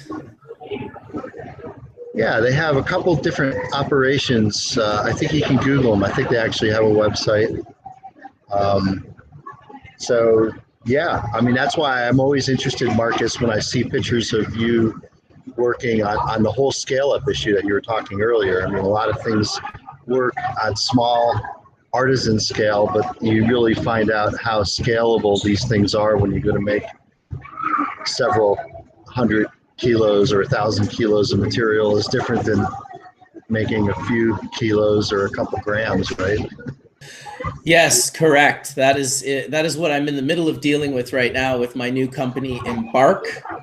The whole process is basically scalability and taking, you know, things like ultrasonic cryoethanol to CO2 to large scale industrial commercialized water extraction that's GMP compliant, and terpene extraction, hydrovac distillation, steam vac distillation, all of these different components, rosin, working with pure pressure. So we're definitely looking at the scalability issue in each of those components that will allow us to not sacrifice the quality itself.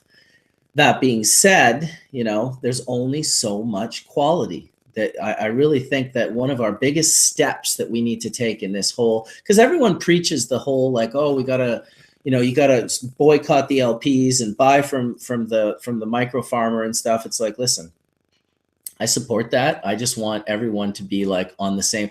I lost trust in people a long time ago when they started, especially here in BC, where people were just spraying, you know, Avid and Defender sulfur products that could never be removed from the product, all sorts of different foliar sprays in bloom. Like people were doing it not good and not safe. And you could see it in the end product where it might have looked nice, but there was something off about it. There was something wrong about it. And I just like the idea when I go to a kitchen to know that they follow simple food safety regulations. You know what I mean? And I don't want cannabis to be treated like plutonium and be that difficult, but it should have just a few small regulations. Definitely the packaging and all that protect the children bullshit is out the window, because you definitely don't need to protect children from cannabis. The worst side effect would be ordering a pizza. And so I think that you don't need to protect children from cannabis. You should protect them from things like fentanyl and pharmaceutical drugs and alcohol that's pretty much in most people's homes, but not necessarily cannabis. But at the same time, regulate it to the point where I don't trust motherfuckers, you know? I just don't, not with my lungs of something that I'm breathing all the time. I've been into enough Jamaican farms with like super righteous Jamaican Rastas that are just like awesome dudes. And then I do a little walk around the perimeter of the property. And then I find the bottles that they used of these fungicides or herbicides or like basically toxic poisons that aren't even allowed in North America. We're just like, send that shit to the Caribbean. They don't just like dispose of it. They still sell it to countries that don't have these rules and regulations. And so then I see it and I'm like, man, like I can't do that. I can't work with material like that. And I think that the one good thing that I personally like about the regulations is catching people doing that. That's important. Catching people doing that, testing for that shit so that we know when we're inhaling it. And everyone also just claims to be for the patients. That's not true. I wish it was, but it's just not true. We got to be honest with ourselves here. Like not everyone out there is for the patients. A whole fuckload of people are for the prohibition-based dollar. And so many people, you know, learned cultivation methods with a lot of those toxins, and they don't understand how not to use them. I know that there's a tremendous amount of, you know, people that have just been using those toxins and haven't furthered their education. And that's where, you know, Joshua, you come in with this education platform that you're having for a lot of people, and joining together with small farmers, we have the ability to not only educate farmers, but also educate consumers that this sort of thing is happening in cultivation, and that they need to demand at their dispensaries and at the places that they purchase these products, you know, where does this come from and what kind of integrity was it grown with? Craig, are you available? Craig, are you ready to talk from Alpenglow? Did you say integrity? Yes. I said integrity. She did. Why? If she didn't, she meant to. That was so good. Oh, I just love hanging out with all of you guys. Some new faces, some old faces. It's good. Talking about something interesting, maybe Steve, you could tell us a little bit about your concentrate experience there in Nevada. I think people might be interested to know what you're doing. Also, I would love to hear from you about your jars and your packaging for your buds and stuff that you do, and that's part of your Pure certification. Is one of your closed loops is you redo your jars, and that's a problem up here in Canada. Is just creating all this medicine, and then we have to surround it in garbage in order to get it to people. So basically, it's like all of our weed has to have a percentage of landfill attached to it in order for it to be like okay for the public. So Steve, can you tell us a bit about your situation? Yeah, so here in Nevada, as far as extractions go, I personally don't have a license for GLP to extract yet, but I do work with Evergreen Organics, and I am aware of their situation, what they have to do as far as extractions go. And it's tested, it's always clean. Most everybody these days uses distillate and basically brings it down to nothing. But for the most part, as far as our packaging program, our jar recycling program, yeah, it's kicked off. It's been really cool.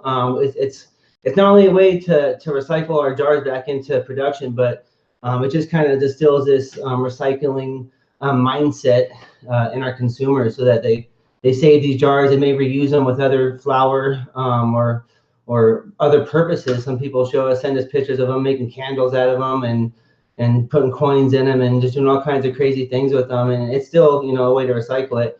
But we offer a program where we do pop-ups at local dispensaries, where it gives us an opportunity to kind of educate the patients on our strains, on terpenes, on just different chemovars and how they affect you. And at the same time, we offer a jar return program where the patients could bring various numbers of jars in, and depending on how many jars they bring back, there's certain things that we offer, from a pre-roll to a hat, to shirts, things like that. So it's kind of like a way to market, build a connection with our patients, spread the recycling vibe, I guess, if you will, mindset.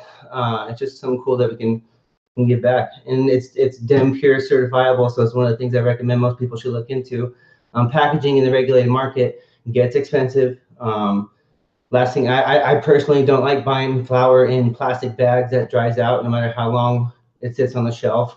So I definitely prefer good packaging. So this is just one way that we're able to offer quality packaging without really exploiting and building these landfills and building carbon footprint. Also, Steve, we've been seeing you all out there. I mean, your company is really out there, and we're seeing you all over the place and really educating both farmers and consumers. And I really want to commend you guys for that. And I also want to talk about, you've been really busting the myth on healthy indoor. Your facility, I would love to hear a little bit about how you guys are really the leader in indoor cultivation, living soil, and you're getting tremendous yields and incredible health. I know that in Nevada deals with really strict testing, and I would just love to hear a little bit more about. And how you've kept your soil healthy over, 14 cycles now. 14, everyone, 14 cycles. 14. Green Life Production has been running, and it's phenomenal. Yeah, I mean, we're always evolving. We're always adding and changing things as depending on what the plans tell us, depending on what soil reports tell us. But for the most part, we're just always trying to minimize our inputs and always trying to maximize the outputs. We're very successful just in the team I've built around me. I have a very passionate team that's very dedicated to what they do, and they do a really good job. Without them, I'd be a mess. But for the most part, yeah, it's just basically simplifying it. But luckily, the regulations have changed a little bit, so now we can entertain things like more of the Korean natural farming techniques, where before it was a little bit more stringent with the testing. So as you and Josh know, I couldn't play with a lot of the foliars, the microbial foliars and things like that. I could only apply things to the soil. I had to be very conscious about our environment overall. Like a lot of people like to use the VPD charts. I always mix it up, my bad. And run this high humidity indoors, trying to get these maximum yields. But I'm sorry, you will not pass a state test running those humidity levels on indoor flower in a regulated state.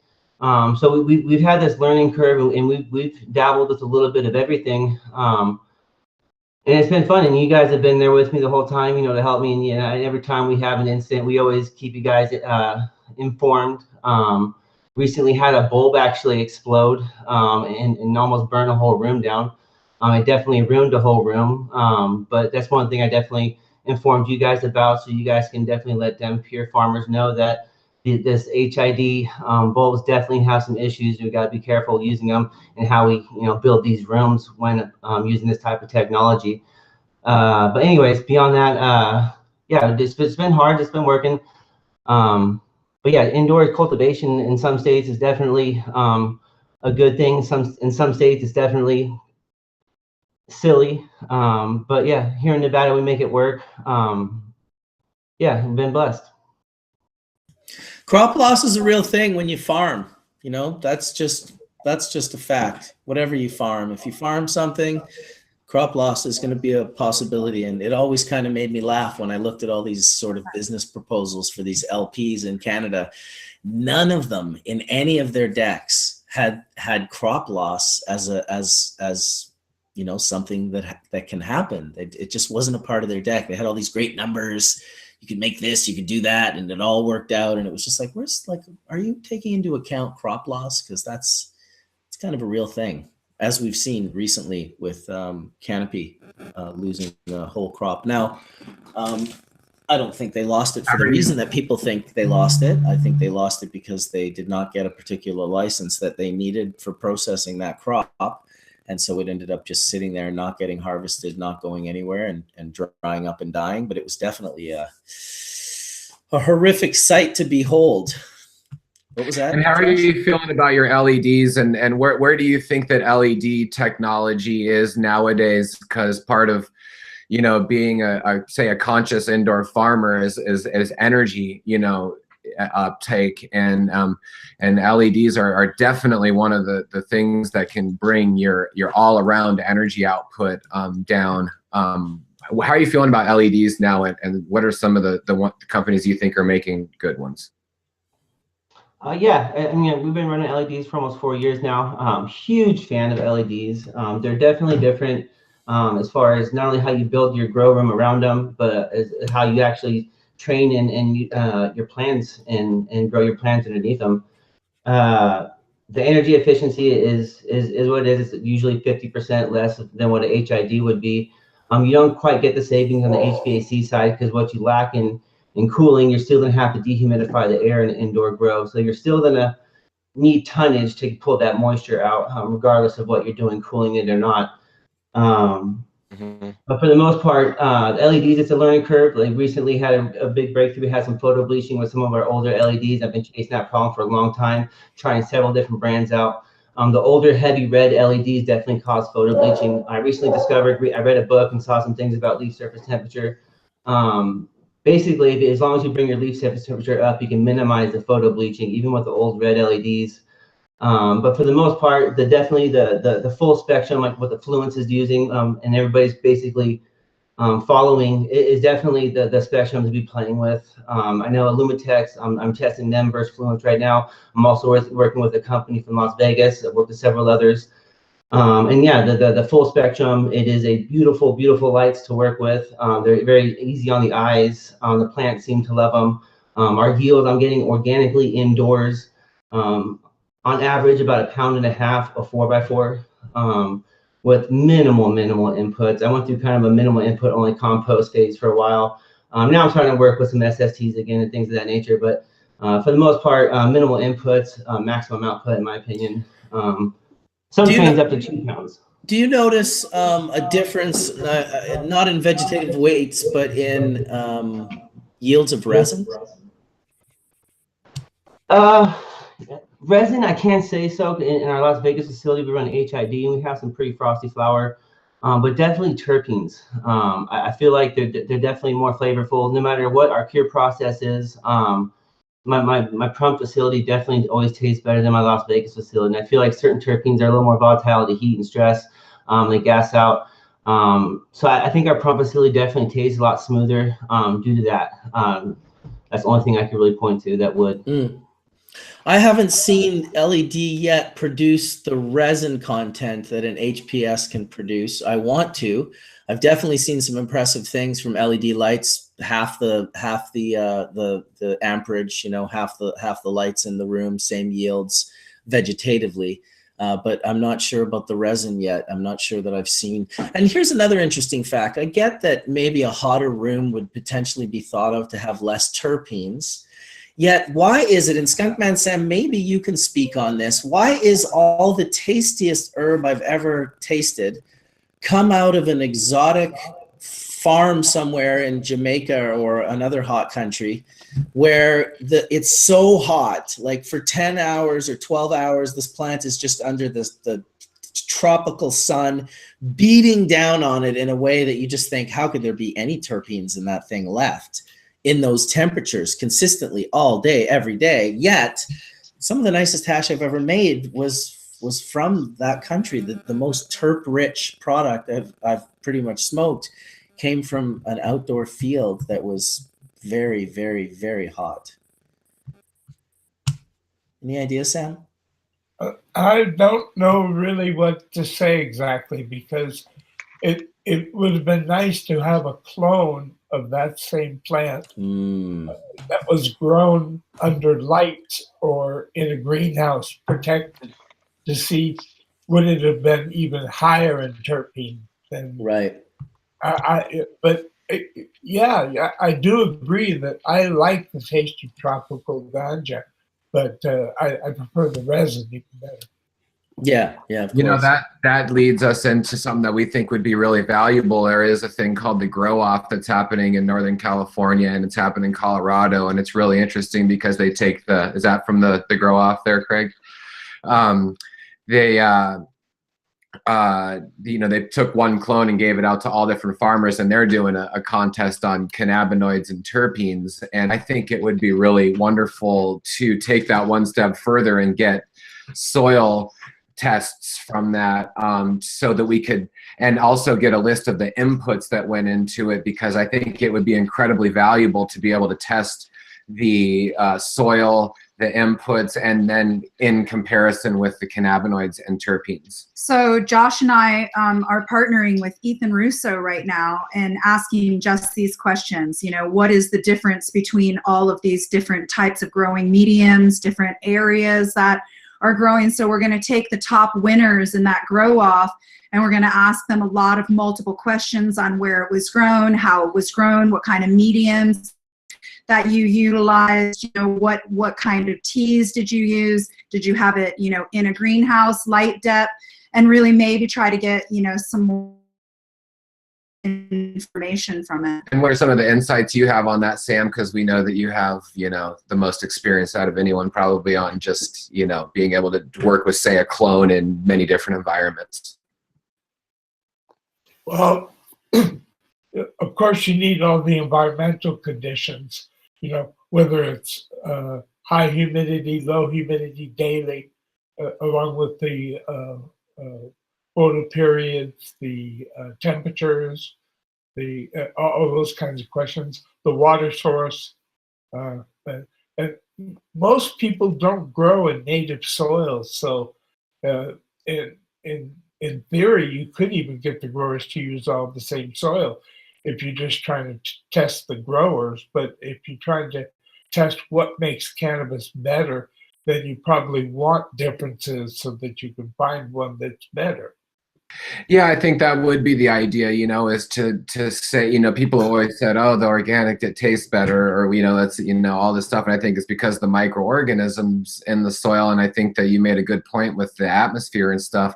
I'd also like to point out, I mean, part of the Pure certification is to grow in native soil and to have those, you know, that local terroir or appellation, you know, present, and to be able to show how it can bring diversity to a final product and to a flower, for us would be the goal. I don't think that we have a end, you know, thing that we have insight on what we think it might be, but it would be really cool to see how the flower changes in all the different environments. And I think it could end up being that, you know, the ecologically responsible way of growing is actually going to produce a better flower. And also, you know, with this grow off, there are going to be a tremendous amount of people that are growing in Northern Cali soil and terroir. And maybe we could bring it over to Craig. Craig, do you got your microphone on? I know that you're part of this grow off. I know that you're a really active community member in this. You got your mic on? Can we hear you? No. If he can't figure it out, he can bounce and come right. Oh, there it is. You figured it out, dude. All right. Beautiful.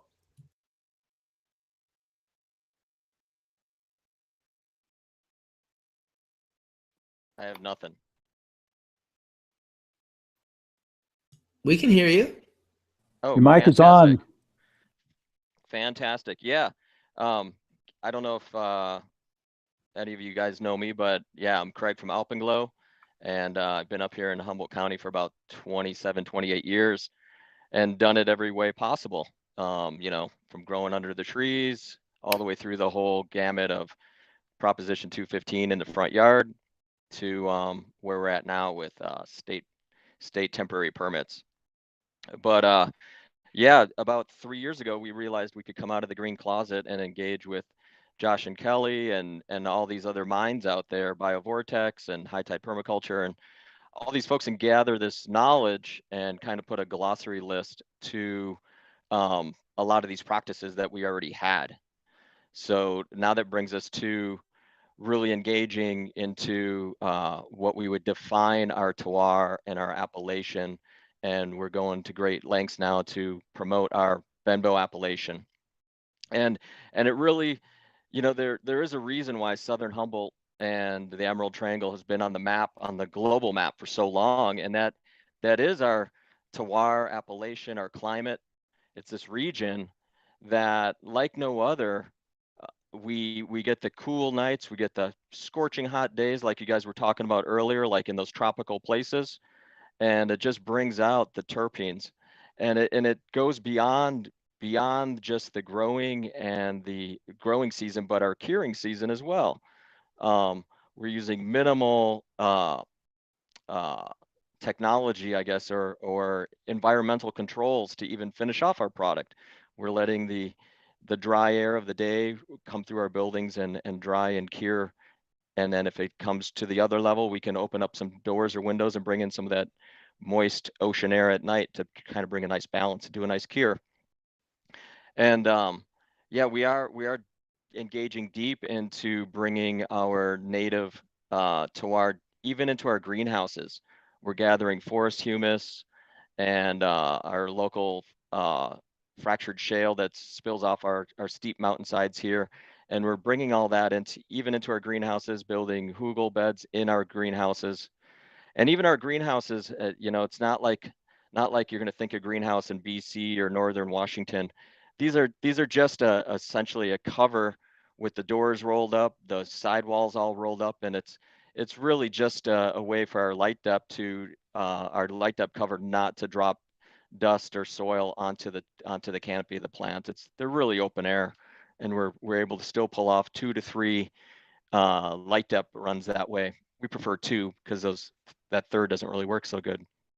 But yeah, kind of loop back into the grow off. Yeah, that is really interesting. We're seeing what Jacob up at Flower Days is doing.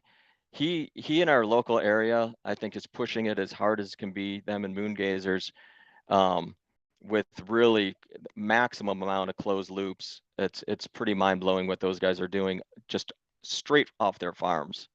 We're closing loops, but we have to reach a little further. We're trying to stay within Humboldt County.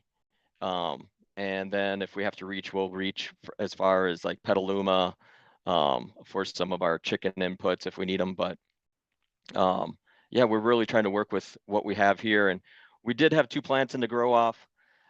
We didn't really, it's going to be really interesting because I'm kind of calling them no love.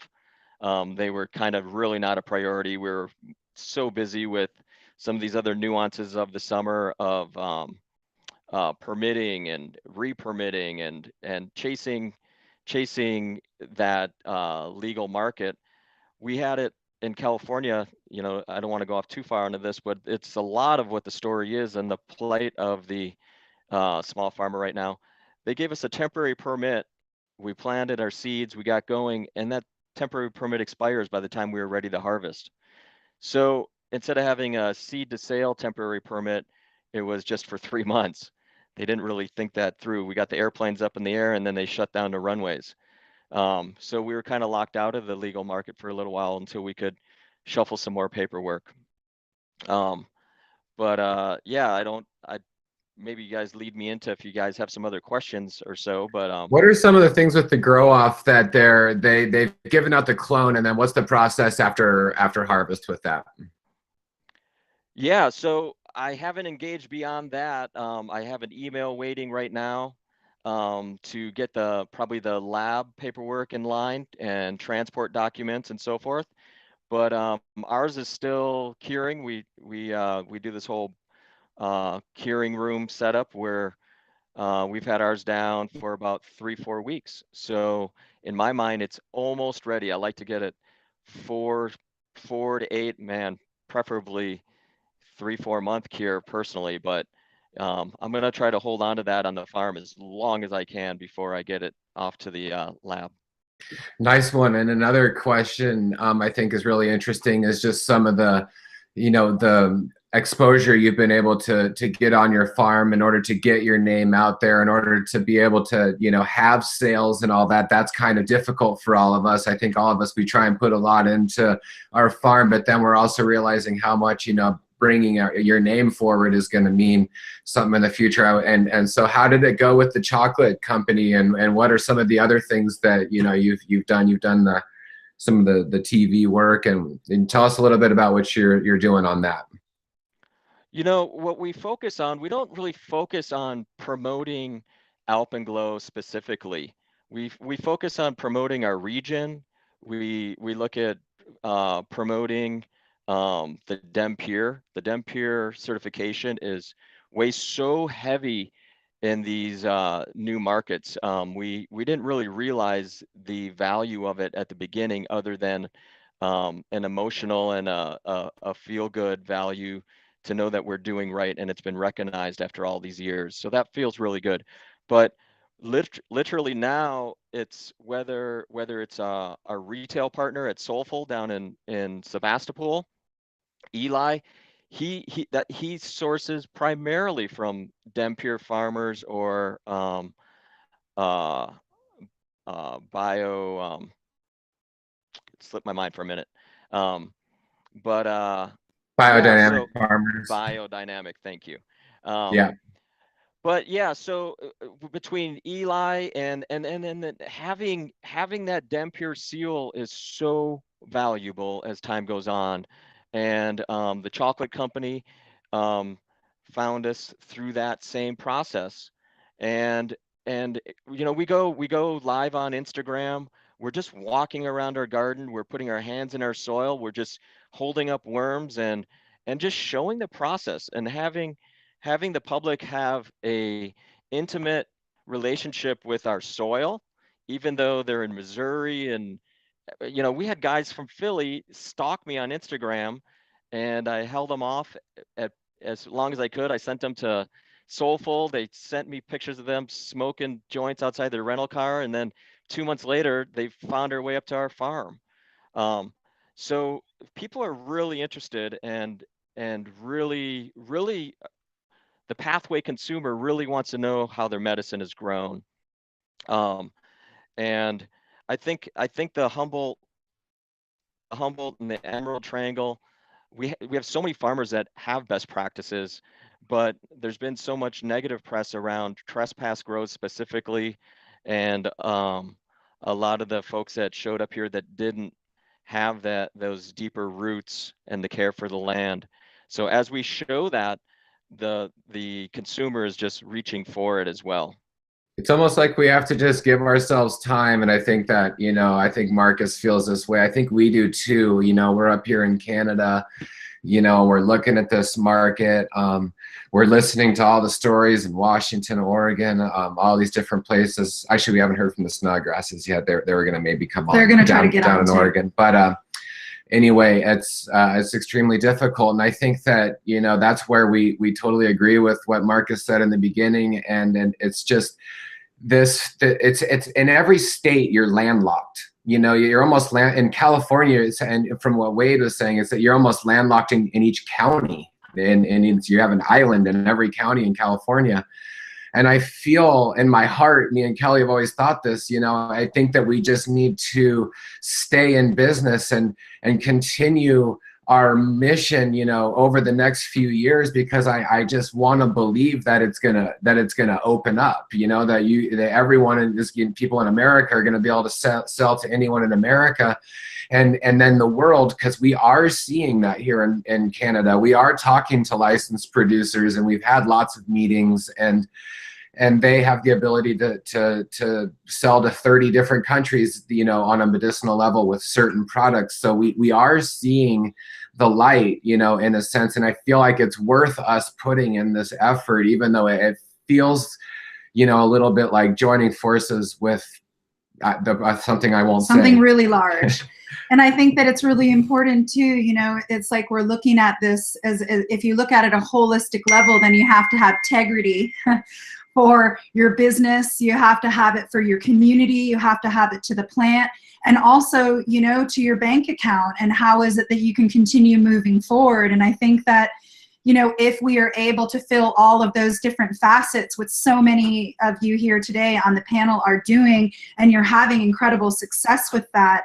And I think, and I'm really encouraging other farmers to, you know, look at sort of full spectrum and start to focus outside of their farm, into their community, into the people around them, as well as getting their name out there and telling the story of their farm. And that's where, you know, we talk about sacred commerce. I mean, yeah, we're a corporation, but it's the energy behind our corporation that makes us different. So, you know, if we're going to take lessons from the United Fruit Company in Central America and their overtake of all the banana farms, or coffee farms, and how they, you know, they overtake anyone, I feel in my heart like, you know, that we have this bond with the cannabis plant that's like this magical cultural thing that will never go away. And it's just, how can we keep that quality in this market moving forward? I mean, it's pretty much what we think about all day long. And how can we continue to have a quality in this, and if we could help an LP or a large, you know, corporate grower grow more consciously, I mean, we'll do it. We would do Absolutely. it. You know what I mean? You know, Yeah. we were giving up anything. You know, we are here to help everyone, and that's why we've made all of our information, you know, totally available. And so yeah. And Josh, it's nice to see you back on Moongaze. Hey, yeah, good to be back on. We've And in Craig, and out of internet and yeah, things, but here we are. Yeah. And Sandra, I brought Sandra's here this time. Yes, nice. Sandra, thank you. We love you. Hey, Sandra, we love you. Nice to see you here this morning. And Craig was just talking a little bit about the grow off, and I know that you guys are a part of that too. And what kind of you know, things are you all doing, you know, with that particular plant? Or are you doing anything special? Or are you joining with community members? And tell us a little bit about that. Well, we actually did not get that plant from the grow off. Well, there you go. I thought you guys did. Like we should have, though, and I hope they do it again. It sounds really fun, and I would love to see how our soils translate into that plant for sure. There's definitely been a lot of talk around here about forming co-ops. So a lot of us are kind of getting together and just sort of learning what that is. And, you know, hopefully when it does come to a point when we can sell across state lines, we'll be organized enough where the small farmers can unite, and together we can sell to, you know, you know, in quantity. And to a broader market. And I think co-ops are really important. We've, you know, we're working with a co-op up here in British Columbia called the Cascadia Co-op. And it's a way to collectively bargain and to collectively represent each other in order to see, you know, again, our way of life, our quality move forward, and our medicine. And how have you guys had success through joining with community members? You guys are out there. I mean, I'm seeing on your Instagram account, you're having people over at your farms. You guys are really at the forefront of education with your consumers. as well as the farmers in your area. How has that been for you guys in moving your business forward? I'd also just really quickly love to ask, I mean, you guys do have a biodynamic farm, a Pure certified farm, I think a Sun and Moon certified farm. And I think that you guys really show that you are, you know, growing in a dynamic way with lots of food everywhere. I know that you've been out to Cavello out there and some of the other, I'd love to hear, you know, just some of the inspiration that's brought you towards that and how it's helping your business, maybe, you know, on a cost way, maybe on a feel good way. Tell us some of your experiences with that. Yes, you know, it being a biodynamic farm and a DEM Pure certified farm, I mean, you know, and a regenerative cannabis farm award, the Emerald Cup, which you guys also received that year. And I mean, we basically are just sticking with our ethos. I mean, you know, we got to Mendocino County and we were working up at the Fry Vineyards at their biodynamic farm, and we were growing lots of veggies and, you know, mucking the barn, and we sort of translated that into our commercial small scale cannabis growing. And growing from seed, and that was the other thing with the grow off too, is that we just grow from seed, and that's sort of part of our how we aim for diversity, not just because we do also grow food among our plants and our canopy. A seed grow off would be good. That would be awesome. That yeah. would be really amazing. We got to work on that. Love to see that. We got to work on that one. Yeah, but the Mendocino County cannabis community is, I mean, through legalization, we've all come to the forum, and it's incredible how many people we've met. And just this past, you know, since. Yeah, big up to Mendocino Generations. They are a group that has come together, and yes, they have helped us move a little bit of product here and there, linking up with different distributors. Like, we're all sort of like mycelium in a way, and Craig too, even though he's not technically in, you know, Mendocino Generations, but just sort of like discussing with each other, like what's working, like how do we, you know, connect with this distributor, putting the pieces together like a network has been really critical for us to succeed and continue moving forward.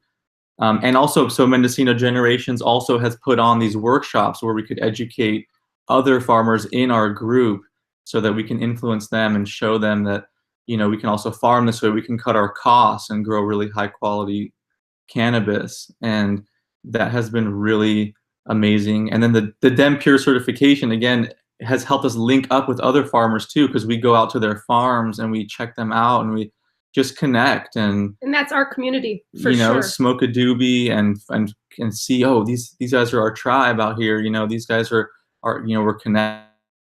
That's really awesome. And the Pure certification has been happening for a while now. And so there's just a lot of really strong connections being made. I love how, for example, Tamara at Heal Thyself has had different farmers grow different herbs so that she can make her herbal rolls that she makes, and so many others. I mean, there's Kush Kirk in Southern Oregon, and really the you know, doing amazing work with hash. And I would love to maybe continue to have different Pure farms on this, to be able to tell the different things that they're doing, you know, to be able to move it all forward.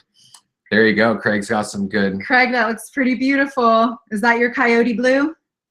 Yes, Tanner. Tanner. What's going on, brother? Woohoo! I always feel like wrestling now. Someone's got to wrestle someone. I wanted to make mention of one thing that we were kind of talking about, and that was value of the DEM Pure certification. And one thing that you guys pointed out as well, you see a lot of traffic through Moon Gazers and our farm and Lady Sativa, and that's for a reason. What we've realized is this new industry is built on investor money, and with that investment comes a building of a deck, so to speak, to go get money. And if a person starting a company needs to go find investment, well, they need to show their supply line, and they need to show where that cannabis is coming from and who's growing it. And what we've realized is that this industry we started it from our sweat and our hard work and built our farms out by bootstrapping it. And we've gotten to the point a few years ago, maybe 2-3 years ago. And then we saw the rush of investment coming. And then we realized, okay, this is the path to go down. And then all of a sudden we realized that more pictures need to be taken, more stories need to be told. And we realized that it's our life and our farm that is creating the security in this new market. And how do we hold on to our values, and how do we keep moving forward through all that? And some of the questions that are being asked of us is, you know, we're talking about value and economics, and when should a farmer finally get paid for their efforts and their work, and what all that means to keeping the farm going. I guess what I'm trying to say is the industry that we built had a new realization and a lot of attention being brought to it. And for a minute, it felt like we needed to turn over control or turn over some of our future to these other powers. And that's totally not the case. They want to keep coming. They want to keep finding the value in us. And we just need to figure out how to organize, like Moongazers is saying, with these co-ops. We can't collude unless we have a co-op, because then we can talk about pricing, and then we can talk about things of that nature legally. So these co-ops are 100% important, and our photos and our farm images and our stories are our value. And by having it documented on the DEM Pure website as ours and our story, no one else can take that away, because we've shown that that is ours and we own it, even if it's on the internet. So totally I recommend. Yeah. I recommend everyone to go out there and tell your story to Instagram, tell your story on your website, write down your SOPs. Don't let people take all your knowledge without having solid agreements around it. And it's okay to share, but how are you being compensated for that sharing? Because this is a life work of multiple generations, and to just hand it over, you know, we get caught up kind of in that permaculture, sharing is caring, but sharing is caring if it's not if we're being exploited. Sharing is caring when you can still feed your family. Yeah, which is really important. Well, I mean, I would like to say that Julie from Skunk Magazine is an amazing woman, and she's really putting her whole entire heart and soul into exactly everything that you're saying, and she's giving us a really big opportunity to be able to have our voice heard, not only here in Canada, but in the US and worldwide. And big shout out to Skunk Magazine and Julie. And the changes that they're going to be making now. They're coming upon something called the Green Renaissance, and they're going to be really telling these stories. And that's what we're talking about. It's a green renaissance. And I wanted to bring it back over to Ross Kaya. You know, your business, we see your beautiful brand out there. I know that you've really put yourself forward. You guys must be working day and night to really get your business out there. And it does seem to be an incredible work of love. And what is it that you found that has been successful in doing that and bringing your business? And you talked about being through 1, 2, 3 waves right now and everything. So maybe you can, add some thoughts to that. You know, I didn't really want to talk about it today, but it seems like I just kind of should. I put in 18 months of work. Craig just brought up some really, really massively important points. I just put in 18 months of work developing a really great facility and developing IP, bringing my IP in, business models for this hash thing. I thought I had good contracts. Maybe I do, maybe I don't. I can't get into it a lot, but it's super important that you protect yourself. And I can't, like right now, that really is resonating with me. And I do have this heart that wants to share. And, you know, especially in the hash world, I felt like when there's competition within growing, the hash guys were always still sharing their knowledge of how to make better hash and really pushing that forward. But I think we're at a time where you really kind of have to protect that a bit too, because once companies have that, then maybe they don't need you anymore. And that puts you in a really tough situation sometimes. So for me, I'm kind of going through some of that, and at the same time, it's a blessing because now I'm able to kind of turn my focus back to you know, our little farm here. Show you out the window. Out there, we've got, you know, where we're growing our food, and my beautiful wife Tati, she did some great CBD breedings this year. So in the face of kind of this success, but also a failure because I may not get to see it through, I have this other side that I never left, and that is going to be there for me. And so, you know, don't sell out for that. You know, there was a huge pressure. I felt, you know, personally, a huge pressure to catch up, you know, get invested, get into one of these markets. And the truth is it's getting better every day. There's no rush, no need to put yourself forward in a situation where you're not completely covered, because it is going to get better for us. And people are valuing, you know, the methods that we're using to grow herb and to make concentrates. And, you know, don't get caught up in that rush to, you know, get legitimized or whatever it is. You know, take your time with it and make sure that you're talking to other people and making those connections, and that you're all looking out for each other along that journey. So yeah, that's well taken, and we understand. You know, I mean, it's part of the network that we're creating is, you know, being able to support each other in some of the successes and some of the hardships.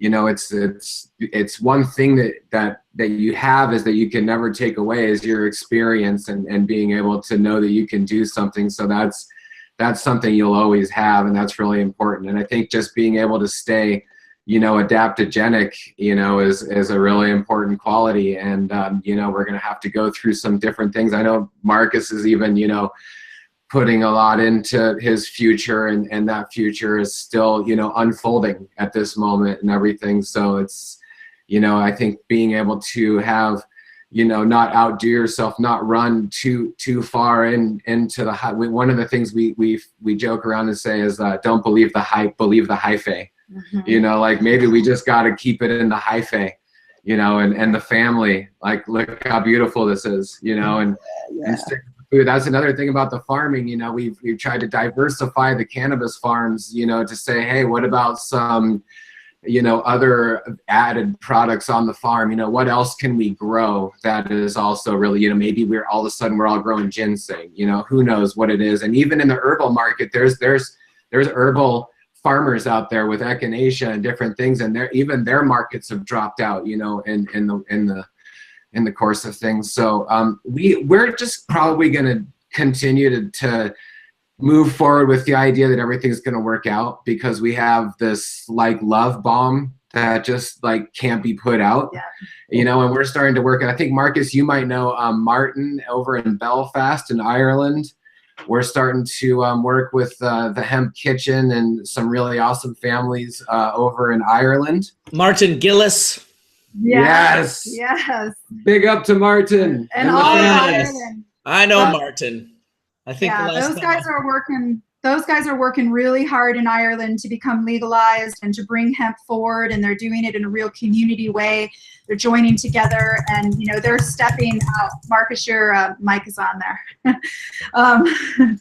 So we're that's super exciting, and I feel like, you know, so many of us felt that pressure that you're talking about, Kaya. You know, we're feeling that pressure right now when we get a number from Health Canada saying that they're only going to okay and value 671 applications. That just makes seems, you feel like, oh shit, we got to be one of the 671. What do we got to do? We got to hurry up, and we got to get investors, and we got to rush to the bottom. And I just feel like we don't need to be rushing to the bottom, just the slow and steady. And like Josh said, and it also understanding that we have a relationship with this plant. We have a relationship with the community. We have a relationship with our own feelings and our own happiness. And we value that as well. And we want to put that in the forefront of all of this, no matter what happens in moving forward. And so, you know, we're hearing from Martin, we just had a long conversation with him yesterday, how eager, you know, let's say Irish families and Scottish and the UK and beyond, but even for them right now, I mean, nothing more than the opportunity to have some of the issues that we're having, which would be getting a lot of medicine out there. Communities, I mean, they're having stuff to just empower each other on the DL to really make everything work out. I just want to try, part of the reason of putting this panel together was to try and get us to all do our best to try and stay in there, and maybe it's moving slowly, maybe it's not taking on, you know, huge investment, but to try and stay in there. And what we heard from Wade and what's happening with the Caladrius network, and probably a lot of people here in Canada, you know, and losing a lot of their access.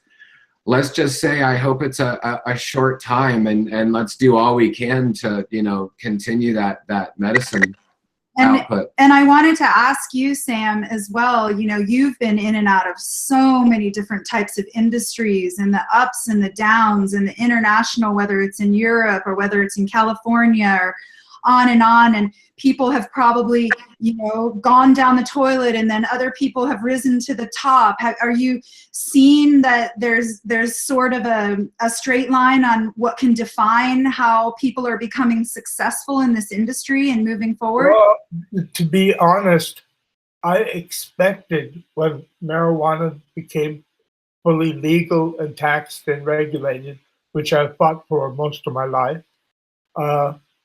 I expected bankers and lawyers to end up with most of it pretty quick. I mean, look, what big business aren't they controlling? The bankers and the lawyers. Let's be frankly honest. There is no big international, multinational corporate business that is not controlled by banks and lawyers. That's the way it works. So that doesn't bother me. I mean, I buy international brands of things that I like, whether it's a pair of Levi pants or whatever. And, you know, I buy a car, you know, that's so, yeah, it doesn't really bother me. I just want the home grower to be able to grow it himself. And I also think any small grower that's willing to pass at least a minimum of regulation to make sure it's safe and effective, you know, they should be allowed to produce it for anybody who wants it. And I think it's moving more in that direction, even if it's 2 steps forward, 1 step back, 2 steps forward, 1 step back. We've been fighting this fight a long time, and it's not anywhere near over. And one of the things I keep reminding myself of, it's really about the plant and our relationship to it. And what you said, Sam, about everyone being able to grow their own, I think it's too late to put out that fire for all of the lawyers and the bankers. People are going to be able to grow their own. How it's going to look or how long that's going to take, who knows? And I'm sure it'll vary country to country. As Marcus made reference to earlier, Malaysia's considering not hanging the guy who's been providing medicine to people in Malaysia. They have to change the law, but the parliament says they're going to change the law and save his butt. Well, yeah, I was just talking about how different jurisdictions are making different rates of progress. And it's kind of sad that the places that are trying to regulate it and make it available for adult use or medical use are doing so poorly at it. We could say it like that. but it's really about the plant, and it's about our relationship to the plant and what this plant can do for us. If we keep that in mind, personally as well as socially, all across the planet, literally, as the Rastas used to say, it's the healing of the people. They still say it. They still say it. Thank You know, you. one thing I would add to all this, and that is, you know, we're a bunch of farmers and cultivators and hash makers here, and we're business people in our own right, but we keep talking about the bankers and the lawyers, and I know there's a handful of bankers and lawyers out there that really, really appreciate our DEM Pure sun grown. So we are going to need some help, and we're going to need some of these strategic relationships to help us do what we need to do. So we're not sitting here shaking our heads. So we have good information, not only in our growing and our cultivation and our inputs, but our outputs and how our outputs, what are their SOPs, strains, you know, all these things. We're going to need some more help. And it's a big difference between. I just want to put that out there. It's a big difference between them helping us and them basically taking over from us. Because corporations, especially international multinationals, they're sharks. I mean, that's probably the way most of them are. There's exceptions. I mean, I own a couple of corporations. I was never sharky at all. But yeah, I mean, it wasn't a big giant corporation with thousands of employees either. Just to throw it out there, Washington State, I think it's more than 50% of all the retail stores are owned by lawyers. So it's a little fun fact. I've been kind of wanting to toss in too, Washington State, you know, because we've been at this, you know, for a minute. And, you know, Kaya, thanks for sharing, you know, what you've been up to, man. And mad respect. You have changed the game in this state, you know, for the better. People know a lot more about what's available. So thank you so much for that, bro. And thanks for just being vulnerable. But we lost 45% of our producer processors this summer. And that's crazy, you guys. 45% of people. And the thing that it is weird in Washington is we are a market mostly of, I say, contractors and real estate agents.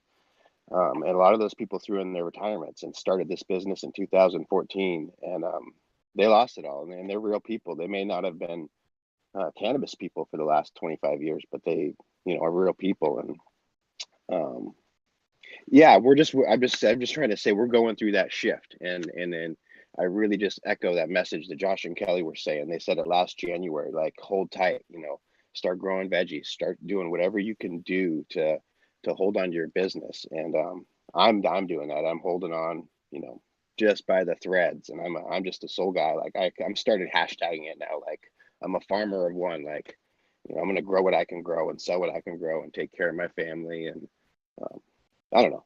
So just hashtag buy a thread. Yeah, buy a thread. How about a new bill? The just let us fucking have it bill. I would vote for that bill. Just let us fucking have it. And I think that also, you know, addressing what you were saying, Sam, is, yeah, I do think that, you know, it's inevitable, these huge, big, large corporations that are stepping in. There are big, huge, large corporations, at least here in Canada, that really don't have real knowledge on how to actually grow the commodity that it is that they're selling, which is a really interesting thing to me. But the thing that I feel most concerned about is the exploitation of the land in Canada. I'm extremely worried and concerned about the massive amounts of flushing of all of these different NPKs, and people not really realizing that they really don't have to use but like 1/10 of what they're using. And I feel like if we could bridge the gap with these large corporations, then we could have a viable industry and a corporation that was healthy for Canada and moving forward in the cannabis industry as well. So this is a really big concern of mine with the corporations and what it is that they're doing. I think that I agree with you, but that's a heavy albatross to put around cannabis's neck. I mean, let's face it, most cannabis will not be grown biodynamically, organically in the future. I wish it was, but I like it. It's much superior. It's the way I've grown for 50 years. But that said, how much of our food in Canada or America is grown organically, biodynamically? You know, that just solidifies the fact that everything that we're doing is always going to have a place in the world, because every single time we go out into the public and we put out 24 jars of our ganja on the counter, everyone wants it. I mean, we just did it 2 weeks ago. We were in Vancouver at an amazing event called the Cannabis. What you're really saying is the more schlocks there are out there, the more the rest of it needs you. Bring on the schlocks. I mean, it's not good for the earth. So we're going to continue with the healthy access to humans and healthy access to the earth, because I've always tried to leave the soil healthier and in better condition than when I started with it. And that's regenerative. And we appreciate that, you know, about your work, and any way that we can continue really we can talk to each other about farmers. That's really important, but we have to continue to get the message out to the people that need the medicine. So when the people that are buying the medicine know the difference between a flood and drained 3 million square foot greenhouse using chemicals, if they have an option to herb from our farm, or to get herb from a 3 million square foot area that's being flooded and drained every hour, it's a pretty easy explanation. So everything what we have is into education for that. And like you said, it is going against the beast. I mean, you didn't say that per se, but it really is going against the large beast. And I know that Josh and I are going to take our last dying breath fighting for this plant, fighting for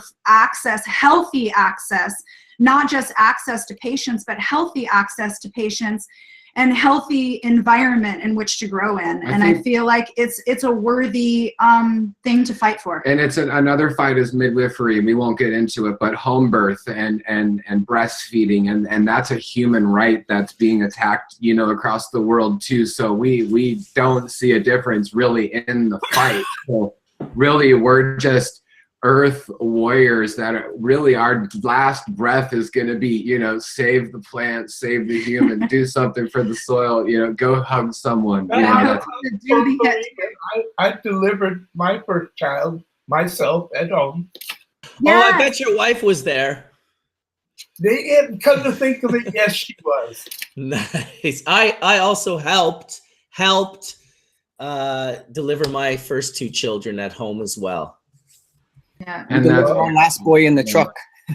A lot of the Pure certified farmers are having home births, and big love to Flower Days and big love to Tatia for giving birth in the car. I know that was an incredible experience for you all, Kaya. Like, to hear that story and the empowerment that your family got out of that is just like, I tell that story all the time. So big ups to your family for joining together and making that magic happen. Ups to the women. That's pretty cool, actually. Ones. That's pretty cool, because now you could literally be almost anywhere in the world with that vehicle and tell your child, you were born right here. You got to keep the car and grow weed out of it or something, like when it dies, or, you know, I'm just playing, but, you know. Hey, Rio's back, and you know, I don't know if you have something to say that you're back, but we know that you're really active along with, you know, Craig in the Humboldt area, and just getting, you know, education to the community. You know, what are some of the things that you're doing in your community that maybe you could tell us about, or something about your farm that's really awesome this year that you're really stoked about? Oh, thanks for having me back. Yeah, we did a couple years ago, we did a values conference. So we invited 60 plus people to the Mateel Community Center, and we did a whole facilitated process on what are the values that are intrinsic to the Back to the Land movement. And they were beautiful. We narrowed them down, and we came up with 9 values that some of them were like the earth is sacred and sustains us, and we have to honor that by not polluting and being sacred, living in a way that is sacred to the earth. One was, we're a refugee area for people that want to escape the dominant paradigm, and we need to stay open to new people that come into our community and figure out ways to incorporate them. One is that our healthcare system is integral to our lifestyle, that it's not just a prescriptive healthcare system, it's a life of health, preventative health. So we just went through and I think that they'll live that. We wrote them out, and we're going to use them in our economic development plans. And, you know, like Craig and I, in building these independent network businesses, we try to reach out to businesses that hold shared values and really use this organic networking as a system that's in opposition to, like, it's a whole different value. That's what I mean. It seems like this struggle is a value struggle between people that want to live a certain way and don't want to get wrapped into this other value system. So how do we build a system of independent, free thinking, creative, and a whole like network, just like regenerative farming, a regenerative economic system where money flows just like nutrients flow in cycles and inspire people. So no, that's exactly what it is. And I think that I think the way that we do it is we do it. We don't ask for permission. We do it because we don't really need them to like it or not. We don't need a use language that's owned by a system. We position either. The idea of fighting something doesn't really need to happen. I think that we can just be part of something and lead it. And Sandra, now I can see your face in there. Girl, I know that you have been a really big part in getting out the message to your community, and you're doing a lot in creating sacred commerce. And I'm just wondering, like, what kind of things have you been up to that have been really helpful to your community? What kind of feedback are you getting from consumers for the energy that you're putting out? People really want to come to the farm. That's something that I'm really noticing. People really, really want to come and see the plant and be with it. And, you know, I think there's so much content available to everybody. People are ready to like see the real thing too. Like, yeah, that's really, really true. I almost feel like it's a gift to humanity to get people on the farm, ones that don't have the ability to connect with the earth, ones that are stuck in cities because that's the way they live, because that's what's been given to them, because that's what they do. It's been a thing that for hundreds of years people have had to go out to milk a cow, or there's probably like a measurable health impact that you would get by bringing someone onto the farm. So I think maybe in moving forward, it's actually kind of difficult, I want to say, because a lot of people have wanted to come to our farm too. It's a bit difficult to manage a farm and then have to manage people coming onto the farm. Yeah. And I know Craig's, and there's a lot of, it's kind of a thing. So and big up to you all for doing that. And are you all finding that consumers are coming onto your farm as well? Not only just people that want to learn about your growing practices. Are you educating consumers on your farm visits, as well as, you know, a lot of the community work that you all are doing? well, it's kind of really in the early stage. We haven't, you know, agreed to that much yet, but kind of the vibe I'm getting is that that's one thing that we have to offer. That's what people want from us. And so just kind of in the early stages, making partnerships, like say with Soulful, for instance, like, you know, if they have some customers that are really,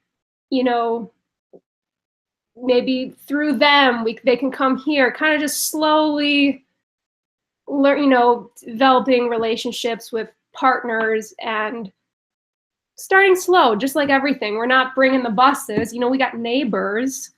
What happens when people imbibe here and leave? It's complicated. So like everything, just gradually trying it, seeing how it feels.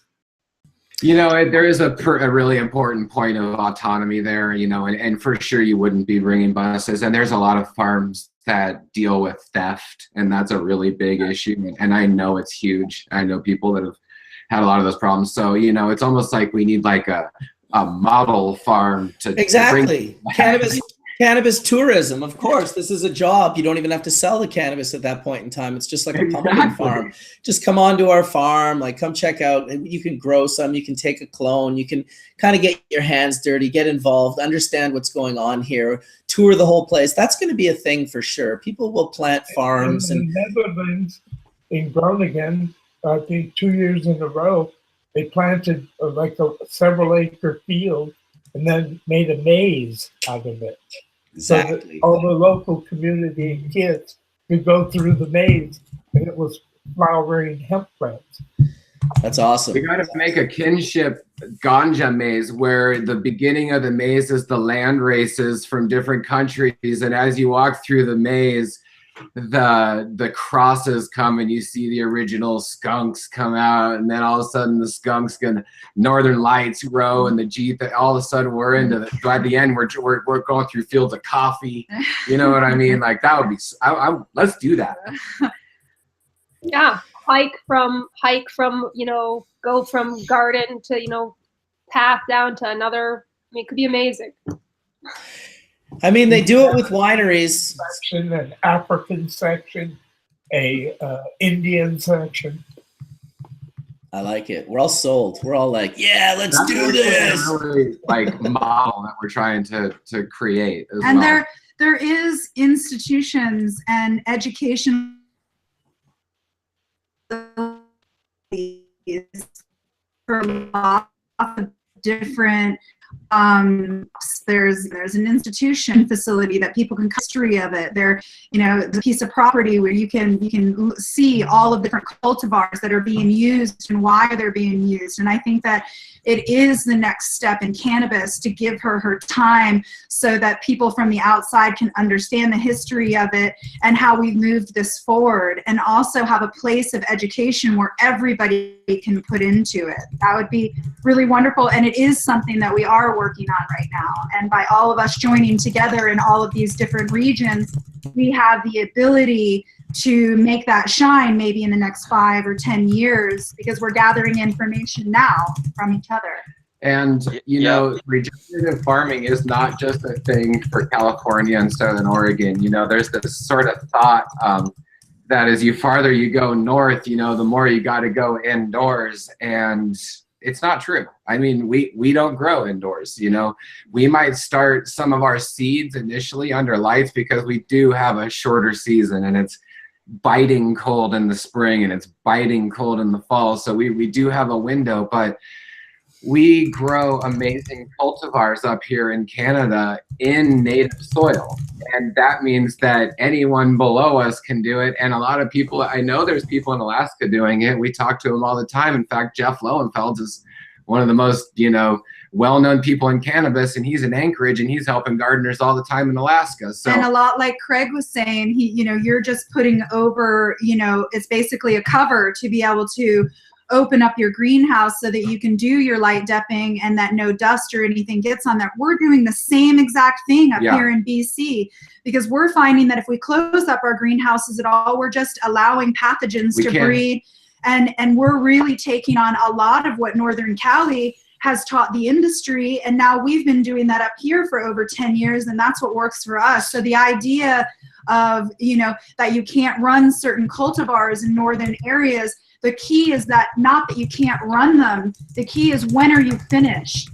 So light depping and being able to grow in terroir and being able to grow in natural sun is very powerful for lots of different reasons. Number one, economics to the farmer.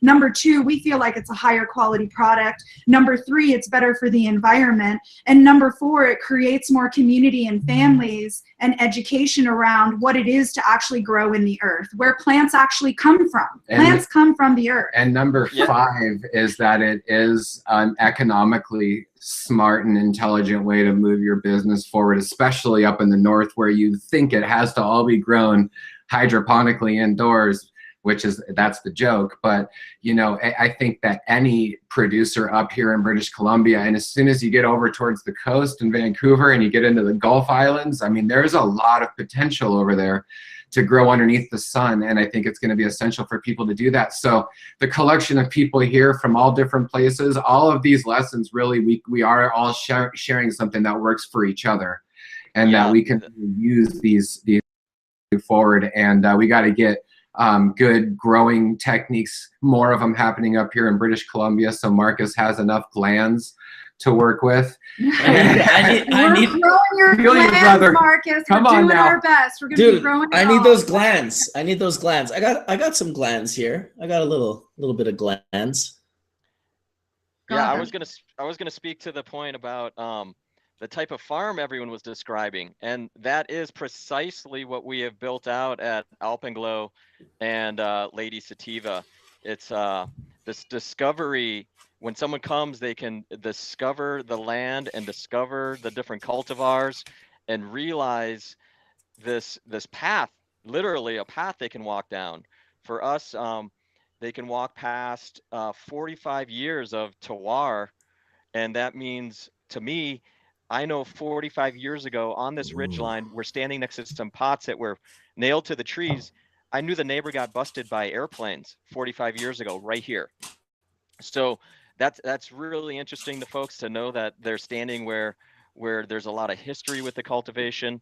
And then some of the other things we've done is we have, with easy access, because not everyone can access the remote parts of the farm, but at Lady Sativa and at Alpenglow, right outside our main parking spaces, you can walk through a whole example of the different cultivars that are on the farm. Lady Sativa, Rio, he had every example of all his plants and strains right at the top of the ridge.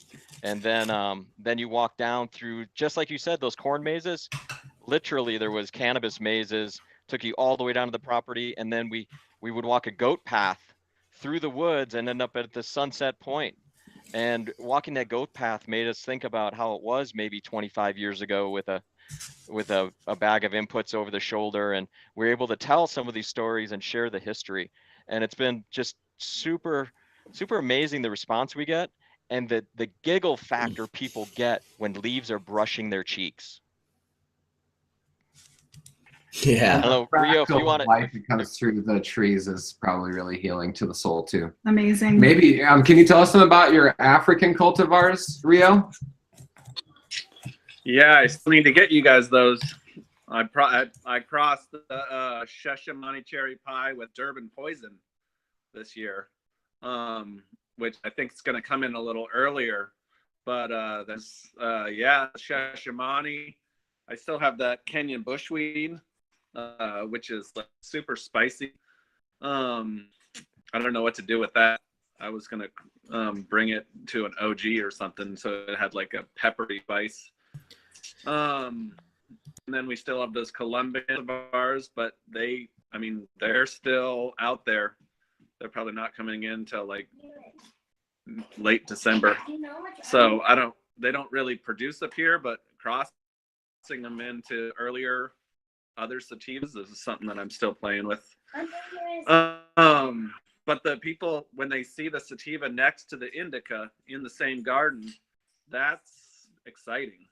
You know, when they see the thin leaf plants and the broadleaf plants and the short squatty plants and they see them all together, it's like a whole different form of agriculture. So it's inspiring, and they were big enough before we harvested that there's a tunnel maze that you literally walk down a path, and they're 14 feet tall, and you're going through the maze, and then you come out to the different views. And that's our goal, is to have these forest paths and then have native plant species that are endemic to this area, and have different herbs, and really cultivate the whole landscape, which fits into the whole bioregional or regenerative thing anyway, is really redefine the garden space as the entire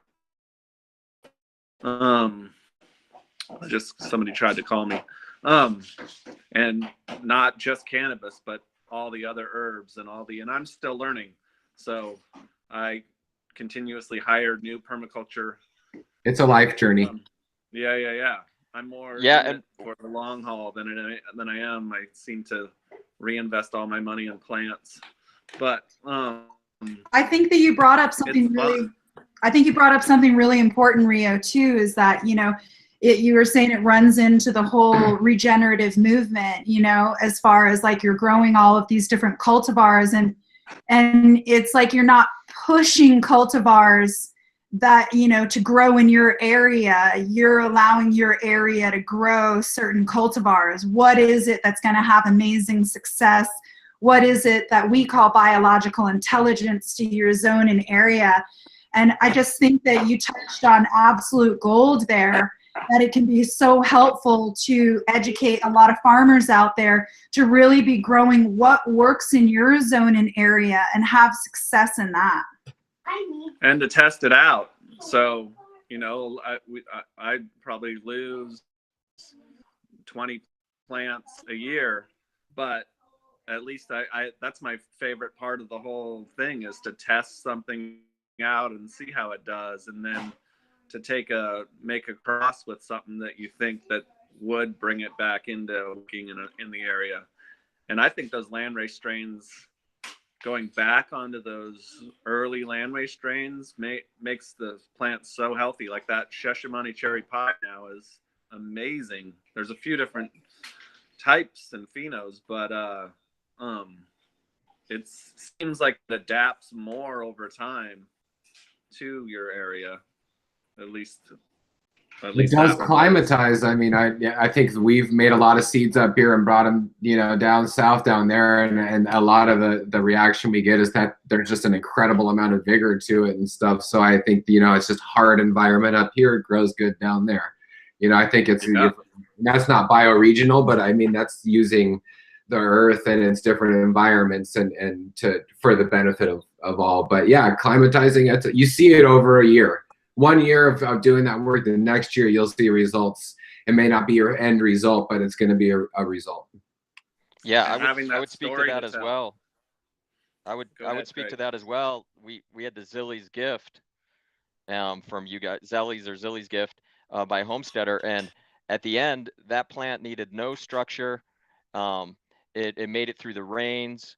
It was an incredible plant, so strong. When people would take our tour, we have this zone that has a lot of the different examples that we're testing, and it was just a lone plant by itself, and just we have to keep going at this. You know, we try to feel that we're a biology and terroir driven farm, and that means sharing these cultivars amongst ourselves and trying to figure out what works and what doesn't, and reaching out to this community. Rio's farm, he pulls out his strain list. We'll have our session and we'll figure out what we're going to plant and which seeds to crack and share. And my goodness, he starts opening up the boxes and the boxes and the boxes. And I try to be a little more defined with having 4 or 5 cultivars, and he just keeps bringing them out. And it's like this Pandora's box. You want to go deeper and deeper, but you know you're going to get in trouble. In a good way. Sometimes good. That's sweet, and I think that it's so important for us to share cultivars. You know, I'm going to bring it back to Kaya. I mean, growing your coffee, you know, we were actually able to keep a clone on the very last day that we harvested that plant, and we're really excited to bring her back. She was just so beautiful, and we could feel the love and intention. So Craig, you're talking about growing our genetics in Rio. We're really stoked about the Shashamane. I mean, to partake in smoking one of those Shashamanes was a really special evening on your farm. And big love to Mary there on the farm there too, and your whole crew. Yeah, and the Coyote Blue, what a wonderful strain. So if we share this with each other, then we can really not only, you know, without being like too far out there in the spiritual zone, but, you know, to be able to feel each other's energy, grow it on our farm and see how it does. Careful on the spiritual there. I can't help it. Just careful on that. But that's all I got. So, you know, it's like on one level we're just trying to exist, and on another level we're just throwing a Hail Mary and shooting for the, you know, hitting a home run, because we want the earth to be healthy too. And we're really just going for the home run. You know, we're going to go for a healthy environment, good genetics, and a really prosperous, amazing business. So, you know, we can have it all. We can have it all. There was a movie just made on the Eel River, A River's Last Chance, and BioVortex and the Regenerative Farm Board, Jesse and High Tide, they were all doing really amazing documentation in the movie about how the river has changed and how salmon have come back, not just on, you know, farming, but also logging practices and stuff. So, but how the regenerative cannabis movement is helping the Eel River to come back, and how those illegal crop grows with the NPK and the synthetic fertilizers were killing the salmon. So and let's think it is empowering. Let's think of ourselves as all part of the same team, because, you know, up here in a lot of places in British Columbia are filled with radical, conscientious objectors that came up from California to avoid the war, and they came out to live on the land and cultivate genetics, and those people brought, you know, genetics from California to British Columbia way back in, you know, the early 70s and stuff. And we are all the same. We can fly a different flag. Maybe we have to answer to different agencies and stuff, but we are one family. And and every time we put a plant in the earth, we're planting in the same pot. We're putting our hands in the same dirt. We have the same microbiome, and we just have a tremendous amount of love and respect for everyone. And we just want everyone to know we're gonna fight, and maybe it's not a fight. We're gonna join it and bring our best. We're gonna just live. We're gonna live, and we're gonna show it can be done. And I wanted to really give, you know, we are riding on the coattails. You know, Sam, you remind us often that it's not really maybe land race strains, but we're working with land race-ish strains because of the hard work that has been done before us. And there's not even a part of us that is letting go of, you know, all of that good advice and all those good genetics that have been sent down to us. And we just really want to continue running with it, because our children now are a part of this, and they're a huge part of our business. And we actually wouldn't have a business or harvest at all if it weren't for our kids.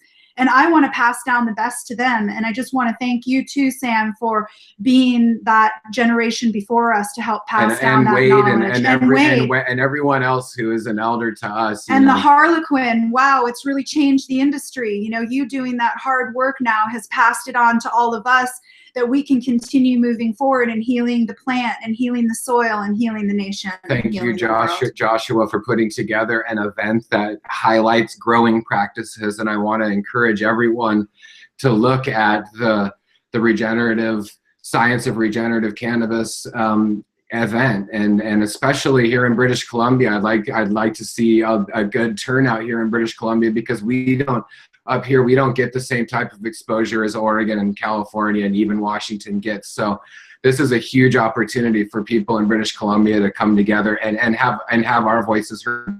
We are meeting up with really amazing conscious farms up here in British Columbia. And big LPs that want to know what's up. We'd like to say that British Columbia is coming really soon, making a big splash in the industry, and we're going to highlight some really amazing farms up here. Part of the reason why BC even has a place on this map is because of Marcus. Marcus. Of this ability. Marcus, you have been pushing this show forward when it wasn't even cool, when it was totally legal, and people didn't even know what a resin head was. And the education that you've brought forward and putting your, you know, family on the line and your freedom on the line doesn't go without incredible recognition and big ups. Thank you so much. And all of the camera work and your family. We appreciate your family. Huge respect.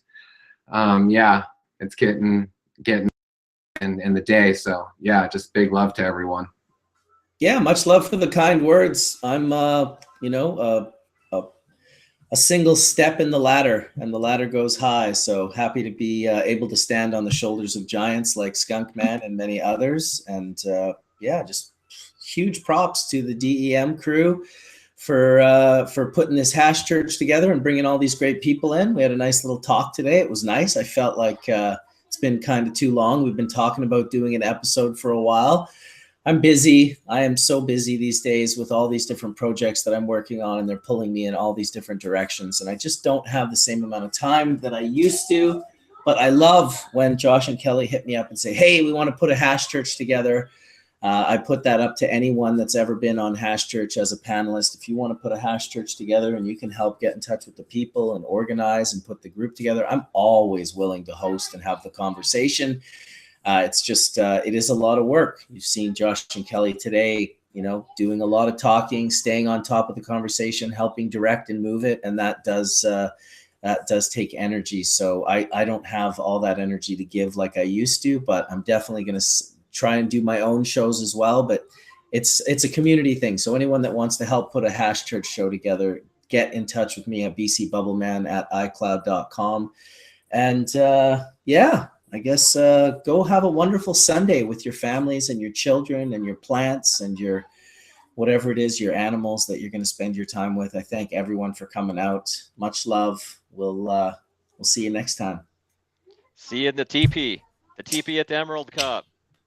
That's what's up. That's what's up. See everybody at the teepee with all of this year's crop. Let's see it all. There's a lot of events coming up. We'll be in Eugene and in Arcata at the Beneficial Living Center. We're going to be doing kind of a big DEM love tour coming up here starting on Thanksgiving. So keep your eyes on that. And if people in the audience find this interesting, and if they would like to hear from other Pure certified farms and other companies, and you know, we would be happy to organize this with other groups. And there's a lot of people that have really good voices, and we're only a representation of all those voices. So the people that are not here, we love and respect you, and we would love to create space for you as well. And anyone that wants to link with anyone that's on the panel, if you go to my Instagram, BC Bubbleman, you'll find all of their Instagram links, and you'll be able to private message them and get in touch with them. And thank you everyone for, I think it was like $110 that was donated during the show that I'll be sending over to the Caladrius Network.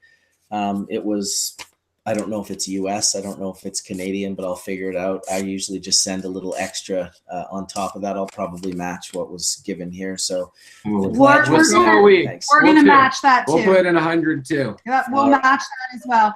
And also, I want to encourage all those farms in Cali that can donate as well to Caladrius Networks, their high CBD flower, whatever they can do to help Caladrius be successful in this next year moving forward. It's absolutely imperative for hundreds of families right now that are absolutely counting on this medicine. And for one of those families that's our family, shout out to Forrest and Silas and the entire family. I hope you guys are doing better every minute of every day. Thanks, everybody. Thank Peace you, out. all of you. Much love. Much love. Thank you. Love.